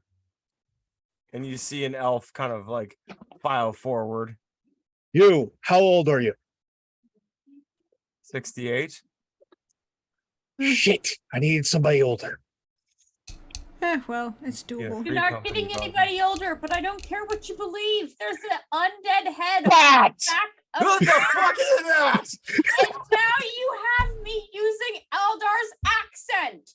So get the fuck out of the road. Look, okay, so like my job is to be a picket for the main army and make sure shit doesn't go by me for free without telling them or making sure that it's legit. That is fucked up. You're Vermilion Spears. Where do you need to go? That way. To the city! That way! Now! Okay. And he kind of points up the road and says, "So, do you know all where you are?" No! We've been On the running! road. Okay. You're in Rotha. This charming little village is an outskirt of Talbheim. Talbheim is that way. I have About- a very important question. Do you have any of the creepy clergy folk here that aren't like her folk? I don't understand what you mean by that. No, it's fine. We're cool. We came across on our way here, through this shit. Here, I speak Sergeant. Is there a temple somewhere here in town? No. We went through the shit. We stopped someplace. Bunch of fucking smilers worshiping the plague god. Got all angry that the necromancers were creeping in on their territory. So there's chaos out here. And undead. Well, this is a province of the emperor. Any heresy would be thusly purged, as I'm sure. I would like to point to the It was. head. We That's- have purged heresy as needed. I'm just saying, like, purging is a process. Purging you involves just be fire. Starting with this. So, I'm just you want to go that way. yes. It's a couple hours walk to the city. We have a tank. You probably are speaking going to go faster. Speaking non-com here. Look at me. You are not prepared for what is coming this way. Nab everyone in that village and fall the fuck back to Taldheim. You want to go up to the town. You want to go up to the city. Go through the gate. The spears are somewhere over by the lake, by the big oak. Great. Honest Get, question. get to whoever it is you answer to and deliver the message. Fall back. He kind of like looks at your tank and back. You're going to be the fastest word traveling we have. I have a very honest question for you. Yes. Do you have somebody watching the skies? Because it don't look like it. Unless I'm talking to you, I'm looking that way. And he points back the way you came. Mm-hmm. That thing, and she points at this thing that's mounted on the side, had wings. So looking that way, you're gonna miss everything that flies over your head, and then you're gonna look like a real shithead as everything flies beyond you. Have yourself a right pleasant day. Have you ever been in the presence of the royal griffins? Where things fly here at Altdorf. Good, but you just told me you weren't looking to the sky, so it sounds like you're a shithead. If you know about things flying, then it sounds like you're an even worse shithead.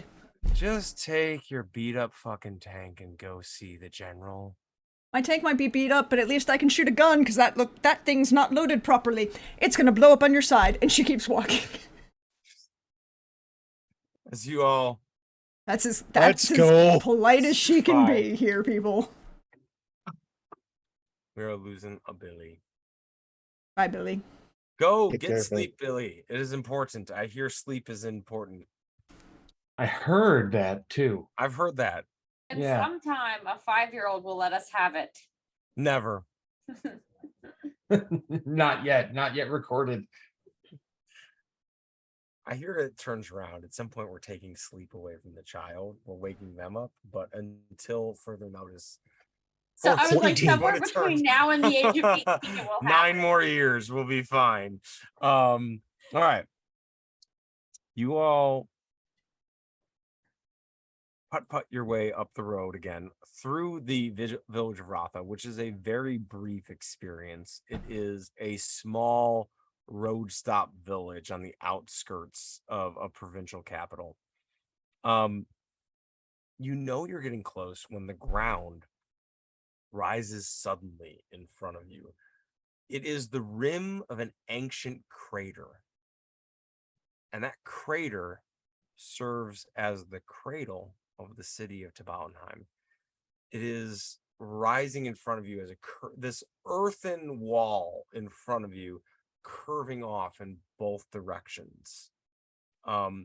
Towers rise up built into this lip as a human addition to this natural phenomenon, and a gateway following the road has been carved out of this.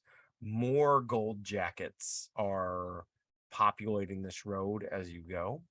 They are letting you pass, as you've clearly made it past the pickets. As you move through this gate, the two towering gun towers on either side you can see are loosely manned at the moment. As soon as you enter in, the road slopes down. Gisela, what did you want? Before we entered the city, I wanted to talk to Aldar, but Yeah, by all means. so as we get close, Gisela's gonna bang on the top of the tank. What? Okay, so that was a shit show with the pickets, and we got to figure out how we do this better when we get to the big city so that we don't go in looking like asshats. It's very simple. We go straight through the chain of command until we find somebody who has, 2 bits of bacon to rub together. Yeah, no, I think that's gonna make us look like asshats real fast. No. We're on pretty much. We are on mission from Captain Hart, which is the truth, and we need to talk to the general ACE. So what if, and she's gonna pull out because she refused to give it to the captain entirely back at the beginning of the campaign. Gisela's gonna pull out the wad of paperwork that they originally pulled off the people at the very, very beginning. And hand it to Aldar and be like, sweet, you have actual missives. I'm gonna take this undead head and go see who I can find in the temple region, and maybe we deal with this with a two-pronged attack. If you can find somebody else with equal amounts of holy that can help identify the fucker, yeah, that sounds great. Meanwhile, I'll go speak sergeantese and a bunch of, stuffed shirts. Okay, keep Nethra from doing anything to hamper you, please. I would like to point out, I didn't insult the son of a bitch. Everybody else did. He insulted me first. Nethra, you already have a very important job soon as we get in. Find the other powder heads and get them ready. Oh, I already planned that. You think I can blow up half of everything? Oh, hey, do we have any more holy water so I can anoint just all of the cannonballs? No, I think we're out. Okay. Well, So let's They may plan have a on splitting temple, up. which means holy water. If we get there, I will ask if they have extras, but I think we're gonna split up 3 ways as soon as we hit the city. Yep. Okay, plan. As you move through the gate, the road slopes down almost immediately as you enter a miles wide crater valley. The provincial capital lays before you, mostly sprawled out on the western side of the crater. The eastern edge, the side that you're on, includes a small forest and a lake. Along the lake, you can see a camp having been laid out. The road leading down along the southern edge of the lake, the camp is kind of tracing along the western, northern, eastern edge. So if you go down the road, you're going to brush by this camp. It does not actually take you into the city proper. Still gonna stop at the camp to talk to the other captains that might be here. Because I'm gonna need their help. Yeah, I think this is where you're stopping, and I'm gonna start heading in. Let's find No. you a horse. Are we all stopping here? Is that what's happening? The army is located outside the city. They didn't want the army inside the city. Yeah, Gisela's looking for not the army. Gisela's looking for the church. Okay. Let's get you a horse and have you go in because the townsfolk need to know as well. All right. Who's taking the severed head of the creature? Okay. I am very strong. I am not very big, but I am very strong. Nethra, where are you going? Nethra is doing exactly what Aldar asked. She doesn't talk to well, let me phrase that. She doesn't talk to infantry officers. She'll talk to artillery officers because they're not, in her mind, stupid.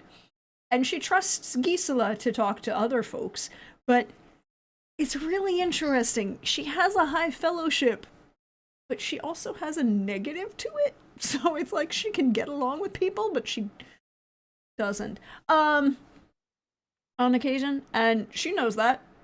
Why she didn't say anything to the officer at the picket until he insulted her. Because she asked him. Then he decided to be an ass. But so she's gonna go look for the other artillerists. Well, the camp is a bustling center of a variety of different mercenary companies. As you enter, your livery and uniform is quickly identified as you come in on this, what is a several generations at this point old tank.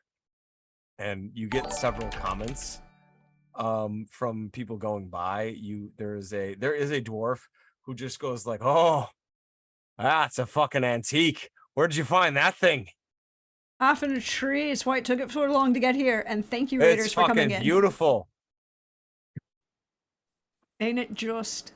Oh, he's like, "No turret on it? That is a true classic.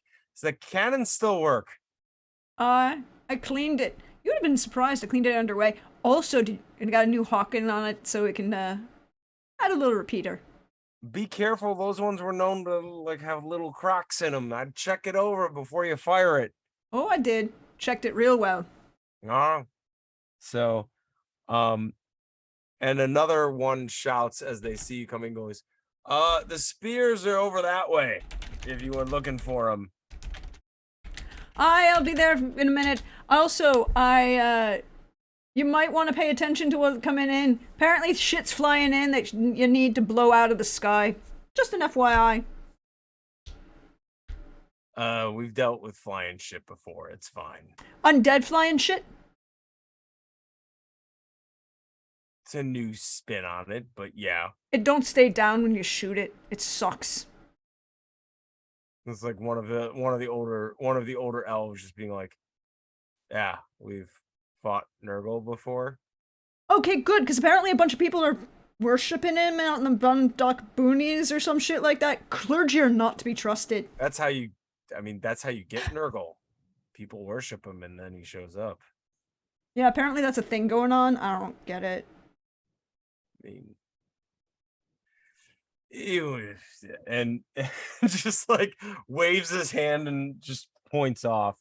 You are up to a tent at the base of a large oak tree, where an individual, Colonel Ludolf Narton, the actual head of the Vermilion Spears, a very weathered individual with a dark complexion, gruff features, close-cut hair, with a scar running across the top of his scalp that is removed hair from a good, like, the top of his head. His left leg from about this partway through the shin down is replaced with a wooden prosthetic. Walks out, looks at Nethra and Aldar, and immediately recognizing both of you, goes, "All right, the fuck happened to Hartman? This is what happened to Hart. What the fuck is that? Let's go in the tent. There's a lot to explain. I'll brief you on Let's get in everything. the fucking tent and put that thing away before everybody sees it." Okay. All right, so what the fuck is happening? All right. Quick brief. Where we were staying, back with the church near the battlefield that didn't get policed properly. Apparently, something that hasn't happened for quite some time. God's damn necromancer betrayed the sisters, performed some sort of ritual, raising everybody and their brothers. Also, apparently some of the nobility from out of ways are in on him and have joined the undead side. We rushed here with Hartman as quickly as we could, but when we first got ambushed by Sir Squeakums over there, killed the captain before we could blink. We've been in and out of the Drakvold until we managed to find an antique steam cannon, and Nethra was able to repair it, and we rode the way here. But there is an army headed this way, and they don't stay down unless you burn them or you use holy water.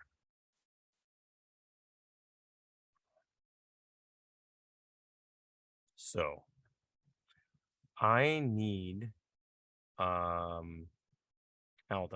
as you were the one speaking, to roll me I guess this would be a charm test with a plus 20 because you have the undead head with you.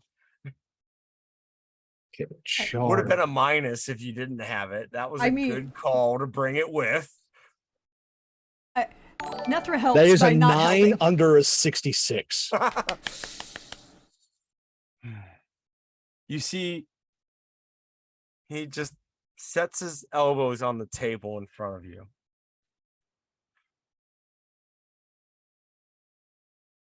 Fuck. Yeah. Well, we need to take this to the general. Yeah. We need to take this general right now. Yeah. Grab that fucking thing. We're going. Okay. And as Nethra and Aldar begin to move out, Gisela,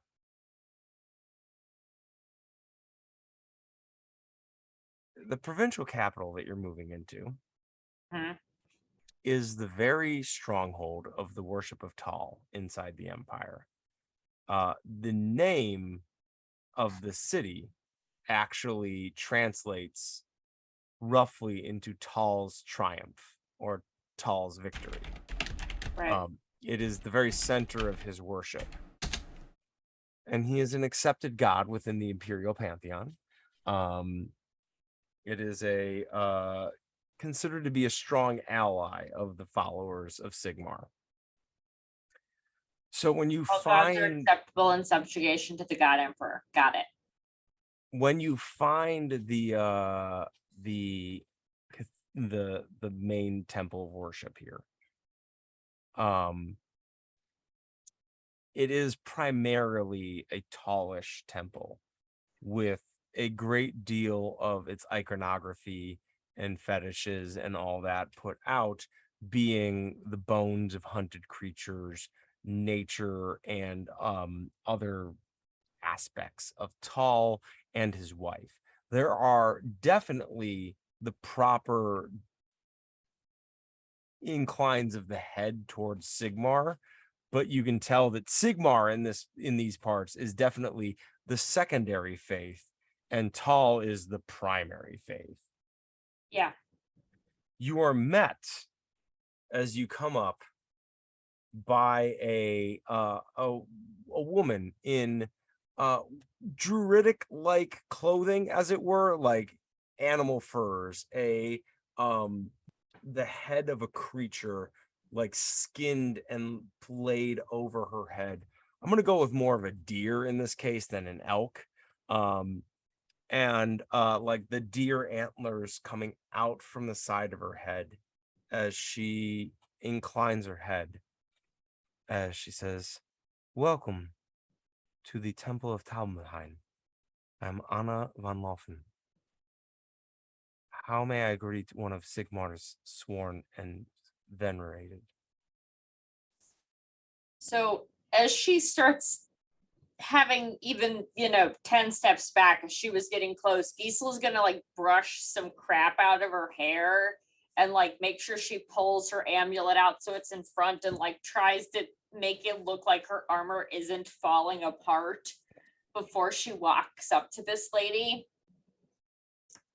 Greetings. I am Sister Gisela, and I urgently need to speak with the highest ranking member of the priesthood here. You are most welcome here, Gisela of Sigmar, and you are speaking directly to her. Wonderful. Please, I come was inside. okay, and I will follow her inside. You come into a large space. There's the smell of incense and campfire in this, as they're definitely burning a lot of wood and incense in here. There are definitely a spot where animal sacrifices happen on the regular, though it is regularly cleaned, and you don't smell any like decay in the room. as you're led into the main chamber, as she says, "Please forgive me. I prefer to have my conversations inside as opposed to out where anyone can hear. What did you have to tell? You look very troubled."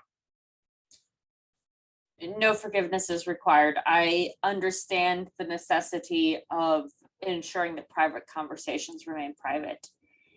I was embedded with a mercenary group in Stallbrook with the battle that took place there recently.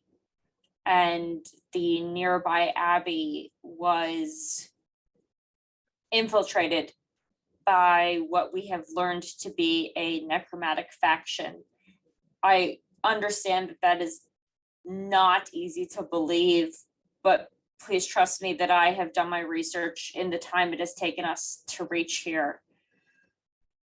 My companions are talking to the army outside, but I believe that they will not be successful on their own. We need the forces of Tal and Sigmar and whoever else is in the city and able to provide them to bolster the army.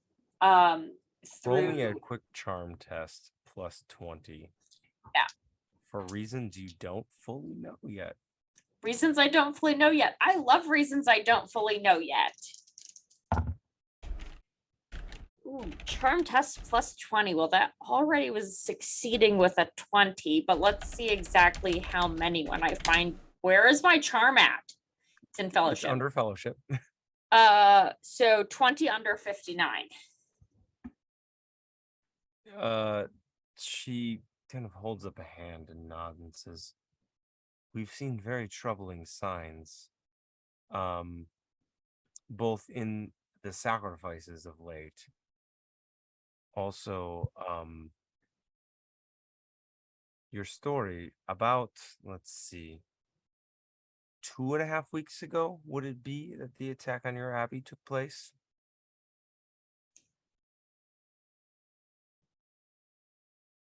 To be honest, time has seemed off in the forest, but I believe that is correct. The individuals in our tower perceived a anomaly, a light source in the midst of night from that direction about 2.5 weeks ago. Tom, was that me? No, you guys remember That was the giant pillar of necromantic light ritual. that the Well, necromancer- there was, but I believe Gisela also did something. Yeah, there was sort a there at was a the point. exact same time. Yeah. So and yeah, it's no, I believe I remember that event. tell me, slightly to the north, about a week ago, do you recall anything? Was that where You all Nurgle were in the was? midst of the forest during then. You don't. So no. No,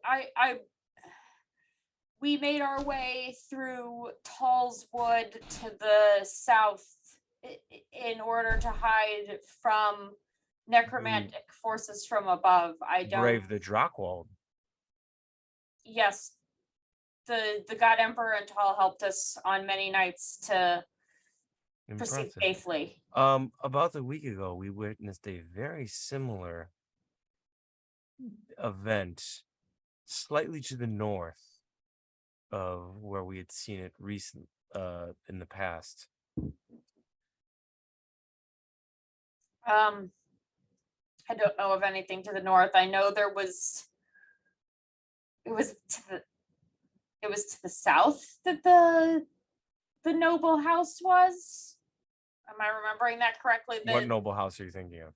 The one that we Oh know no, yeah, joined that with was far to the south, like Right. way off to the No, south. I know, but that's like all Gisela knows. So no, Roll me a quick scrutinize test to see if you can put 2 and 2 together. sure. Or yeah, it would have. Yeah, that's fine. I'm good with scrutinize. I mean, I'm good with anything. I rolled a Mhm. 15, so that pretty much beats any of my scores. So The battlefield of Stallbrook was slightly to the north of the abbey. But I thought she meant like slightly to the north of the town. No, slightly to the north of the last event they witnessed on the horizon. And that was so the like direction that you saw the host riding off in. so they went back and possibly raised more forces. There was a the army was not as complete and effective with the disposal of their dead as they could have been due to the large number of injured and wounded that they were trying to care for. If the necromantic forces that we saw came back, that might have been a prime destination for them.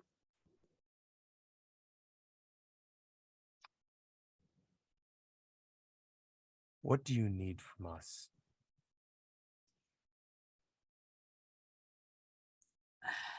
To be frank, I have helped my companions on the way here the best that I can, but the army is large and I cannot aid all of them. I have found that holy water and anointed weapons are particularly helpful against these foes in combat.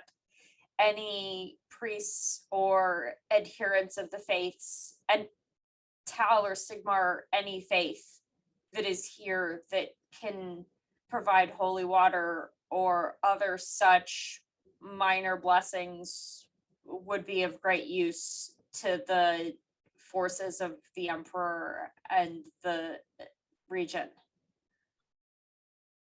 We will be happy to assist in this effort. Thank you.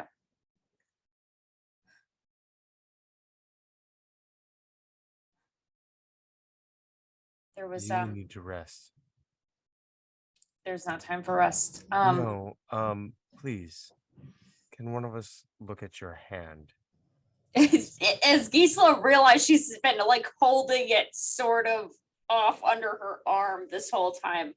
It's fine. I jammed it in the last fight. It's fine. It's not Please worth. come with us. If Okay. nothing else, you have some time to rest. Okay. And as Gisela is let off for some medical care, we're going to cut back to Nethra and Eldar as the colonel leads you into another more ornate tent in the center of the military camp. As you see a table laid out with maps and little flags placed upon them with individuals standing around them. Standing in the center of it all, a middle-aged man with smooth features, carrying a bit of an extra weight, but not really given to fat, wearing his armor is set on the table next to him, but it is a very ornate breastplate. Dark hair slicked back, brown eyes, and just a hint of calculated brutality in his features as you behold General Vel, as he is sitting there speaking to several individuals, saying, if our reports from the north are right, Lady Cressida is moving down from Middenheim and will be here within the week. Our situation looks very dire if we cannot move out of this. And then looks up and says, who are you? Colonel Narton, who are these people? And he says, these are some of my people from the Spears, part of the detachment I left at the Abbey to heal under Hartman. They bring extremely troubling news. And this! I put it on the table. Smack in the middle of the table as everyone recoils in that, like, everyone like murmuring appears around the table. What is that? What? As the general looks, keeps an impressive poker face as he just looks over at Eldar and says, and why did you just ruin my good map? Guys, it don't mean shit right now. I don't care what threat we're facing. You can always use a good map. You're gonna have to redraw it.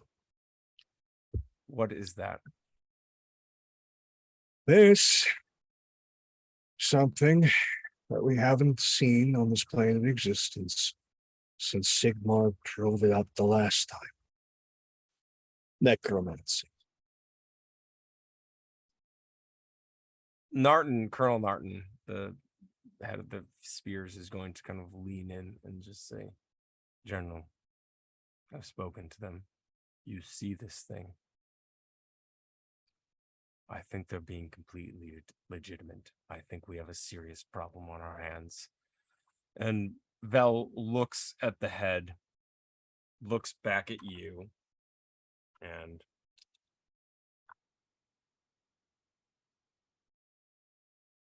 let's say for a moment that I believe you.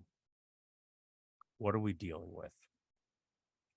So, the entire battlefield next to the Abbey. Consider everything that has died there or has been buried there has now been mustered and marshaled and is headed this way. Plus additional forces of unknown number and dispensation from a noble family from the deep south joining their forces. He It- kind of turns to look at another figure sitting at the table. A man in his mid-30s wearing very fine clothes with a noble bearing about him, and Vel addresses him and says, Crumb, call me crazy. Did he just describe Cult Volskin to you, or is it just me? And the nobleman says,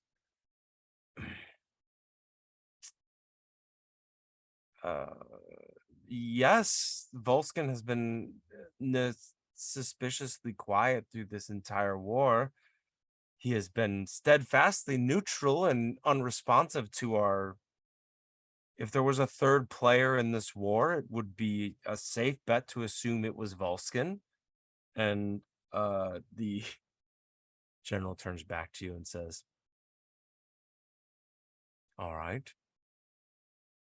So, we're royally fucked. What would you like to do about it? How much Well- time do we have? Maybe 24, if we're lucky, 48. Pull all the civilians from the surrounding villages, start evacuating them now. Best thing we can do, since they are using both the skies and the ground, and whatever they can drag up from the Drockwold on their way here. Best thing we can do is use the terrain to our advantage. Have a primary line along the walls, and then have a fainting, running retreat, drawing them back to the city. Ooh, Try to do an encirclement. I rolled really well for this general. So, he's going to look back at you, says, we've got an army of undead closing in on us. Is that right? Yes. He turns to look at everyone and says, and you, Sergeant, and you, and points at a few other people, would like to, and you can tell he's calling up an argument that was being had in the room previously. You want to hide behind the walls of this city, is that correct? Cower inside the crater.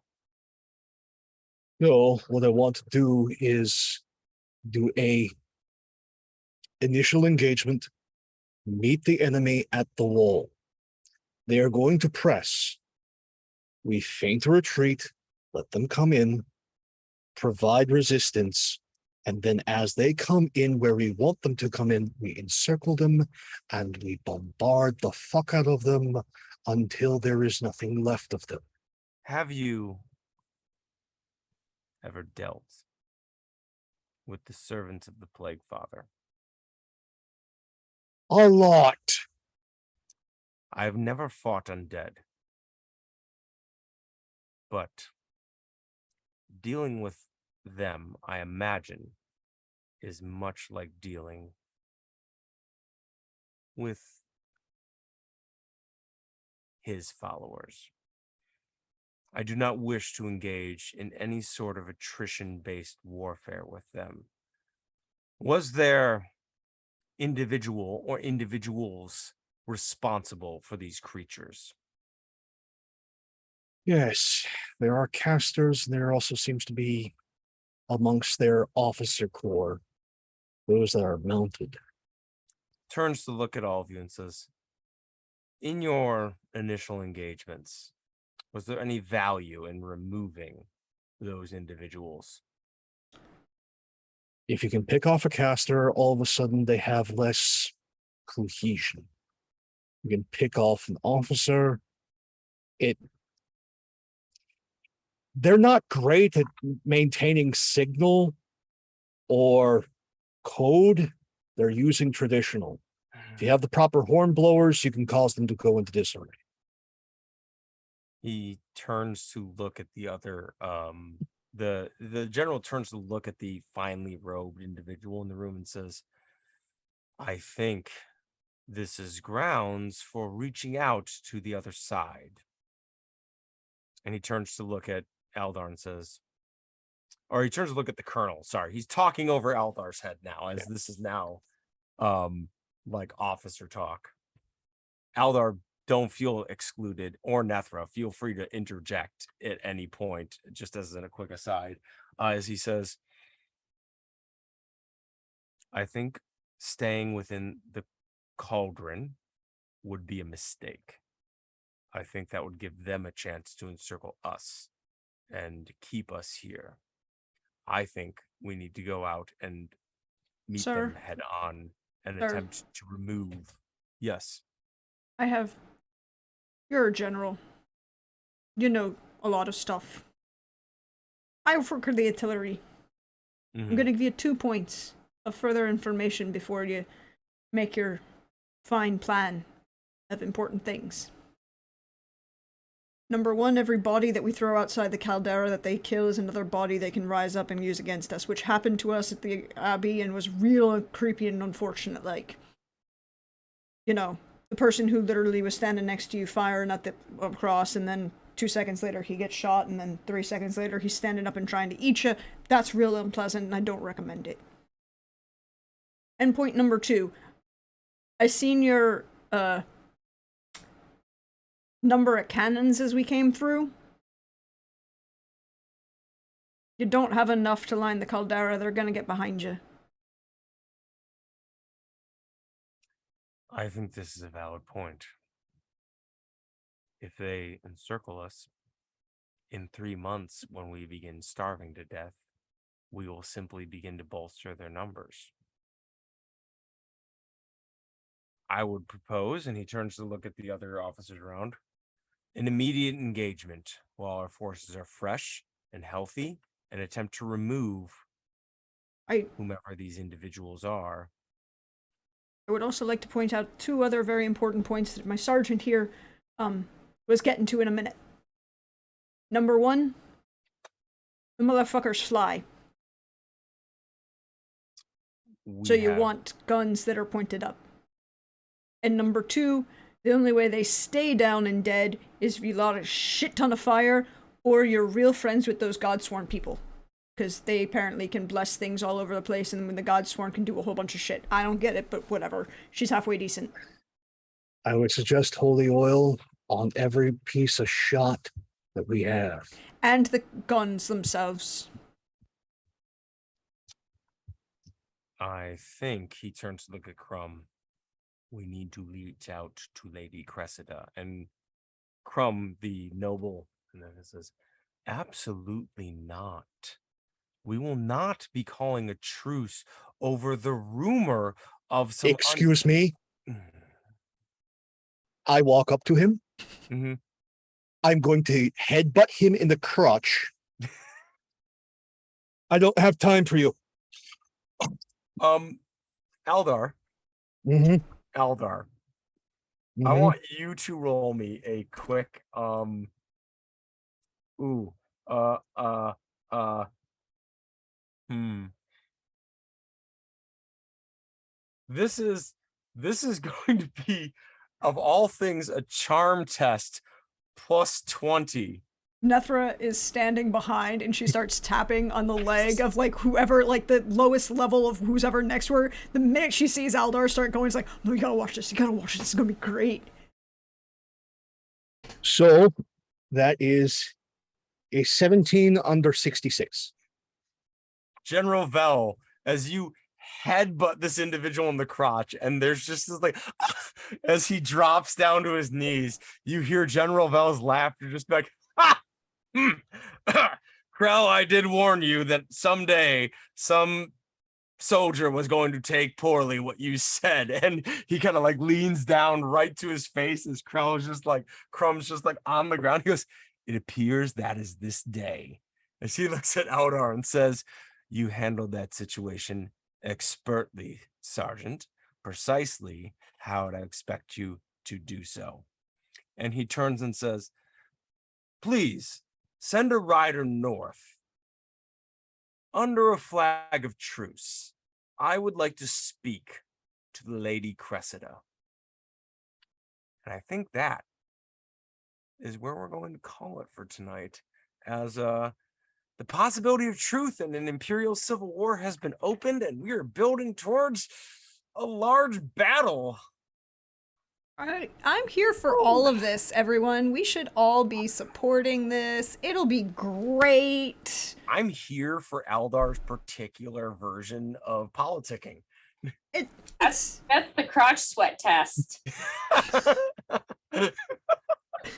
it's like I had this moment of like the first thing that Nethra was gonna say, which I'm just gonna say because she's not gonna remember. I'm not gonna remember it next week. Is, oh, Aldar, you don't know where that's been. It got real close to your head. No, that's not gonna be good, man.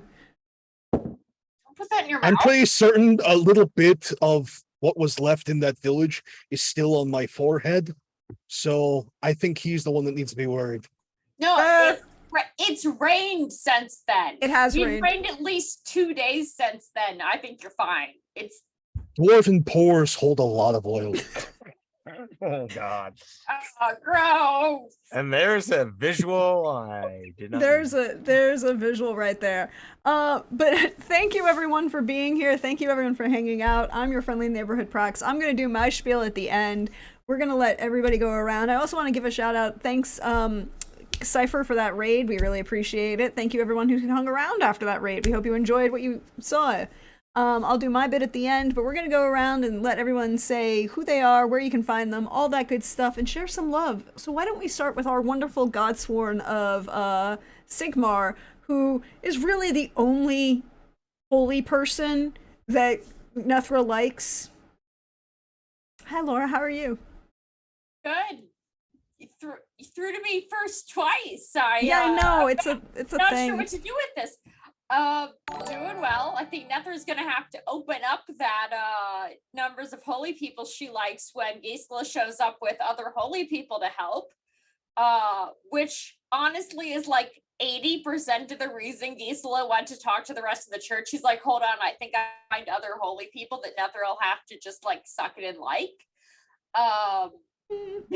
Tolerate. There's only one holy person she likes. Other than that, doing good with a lot of anxiety. I know that it wasn't really high stress combat, other than the fact that Gisela was apparently the only one who took damage, and ow. But like that felt like really high stakes role play there. Like I'm like, that felt really high stakes. So coming down from that, but doing good. Okay, that's good. I'm glad. And then, hey, Tom, how are you? How's life going for you? I'm doing well. We got to hit a lot of things that I've been looking forward to.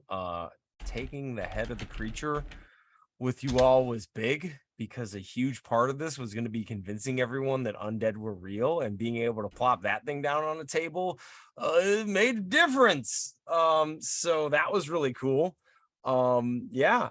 And I'm real excited to see how this all wraps up, because we're moving towards the end here, as y'all are have an undead host closing in on you.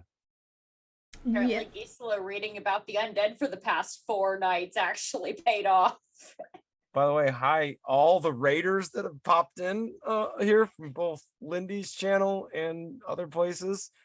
Hey, welcome in. Hey, Raiders from Lindy. Tom, are we gonna find you anywhere else on the internet this week? This week, no, I'm actually very internetless on this week. I am retreating into the beginning of my work year and I'm not going to be online much, but I'm going to be here next week, and I will be back playing D&D next month. So I'm going to be rather quiet the next couple weeks or so. Yes. Well then, that leads to certainly, but not last but not least, the wonderful Pope, and then I have a spiel to do at the end, so. Hey everybody, Pope here, Pope Robo on Twitter, Pope Robo on Twitch, lurking on your streams. I want to shout out to Billy Strength Saves, wonderful human being, amazing roleplay along with Laura today, with both Gisela and Rimsaw, musing about the nature of society and religion, and that was a thing. I'm now thinking that Rimsaw is a bizarre, interesting, nicer ogre Diogenes, and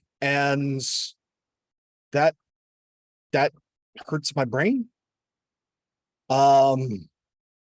because I can see him behold a man, but we will see. I don't think there is a pot or barrel big enough for him, but we'll try and find one. And yeah, I'm super excited to see where all this goes. If you want to see more of my ridiculous face, you get a number of opportunities throughout the week. First, we'll do the stuff that's not on this channel, and then we'll go with all the stuff where I follow Prax like a pug puppy throughout the week. So coming up next is on Sunday, 2 p.m. Eastern, over on Balrog 1911, Brinkwood, the Blood of Tyrants. There's fireworks, there's explosions, there's a plan B that might turn into plan A as we go after the Duke, who would like to crown himself king. There's a lot of vampire guards, and we are but a rebellion that has sold souls, lives to Fae in order to try and overthrow their vampiric oppressors in the pre-industrialized society. So if that sounds like a good time for you, we'd love to have you. He's also raising charity, raising money for American cancer research. So even more reason to come on down. And then on Mondays at 9 p.m. Eastern over on Wandering DM, we continue on with more Montreal by Night, some Vampire the Masquerade, as there was a messy critical that has yet to be solved, No. expressed. Bestial critical. Bestial critical. Has yet to be resolved, and it's going to be a time. It's going to be right at the top of the hour. So if that sounds like your bag, we'd love to have you. And then more on order over here, where you are currently watching. There's a lot on offer, and I am very lucky to be a part of it. Next, at least with my plate, is Saturday, as there is more a song of Agapia's fortune, and my very grumpy wizard who gets to wear this hat has been shanghaied, peer pressured into joining an adventuring party to try and solve who tried to assassinate the emperor's heir. the Emperor apparent. It's gonna be a time. I hope we have a long rest, because right now I only have 3 second level slots. But we'll see. And then on Sunday, if you are familiar with this channel, it's delightful history. Witcher is back. Witcher Roads Home. Season 4 has just started, and the Witcher crew, most of them, are in Mahakam. And Mahakam has a lot of dwarves. And if you have been with us so far, you know this countenance. I come by it honestly, and I get to play another dwarf, a very different dwarf, Durin, and he's a crafter of fine weapons and can hopefully convince a witcher to save Mahakam from a possible infestation of necrophages. It's gonna be a time, so definitely come on for that. And then be back here Wednesday for more of Zweihander, the Long Retreat, as there's going to be a war, and I don't know if we're going to live. So stay tuned. And thank you all for being here. A story is nothing without its audience. You're much part of this as we are. So whether it's live, VOD, YouTube, we love having you. And please take care of yourselves and one another. See you around. Indeed, indeed. So, hi everyone. You know me. I'm at Dirgedonthan on Twitter, Praxgorthesmia4. You see me around on Twitch. Your friendly neighborhood Prax. Thank you, Lindy, for that last minute raid. I appreciate it. So, back here on this channel, we do a lot. If you've missed out and you came in on the raid and you want to check out a little bit more of that Zweihander game that we do, we have a YouTube for that. Everything's up there. It's all neatly organized in playlists, so you can have it playing in the background while you're working from home and, you know, can embrace the chaos. If you, on Saturday, here, 8 p.m. Eastern, A Song of Agapia's Fortune, where I'm running a high-level D&D campaign. And by that I mean the players just leveled to level 15, because when you have players...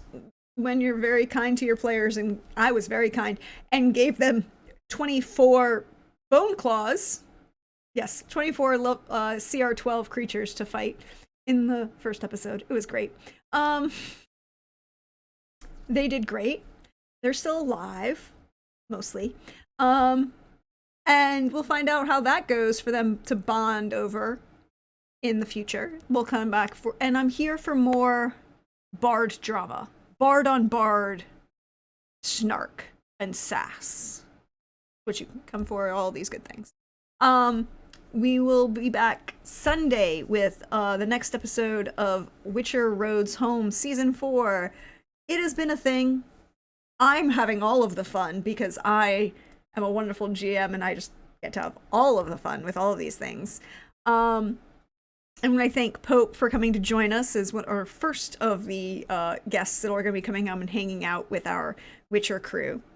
And then Monday, I get to be, again, another player and head over to Wandering DM as I get to play a wonderful Ravnos who is here to do a murder and might actually be the restrained one. I want that phrase remembered. The Ravnos, here to do a murder, is the restrained one. But we'll find out. But that's 9 p.m. Eastern over on Wandering DM.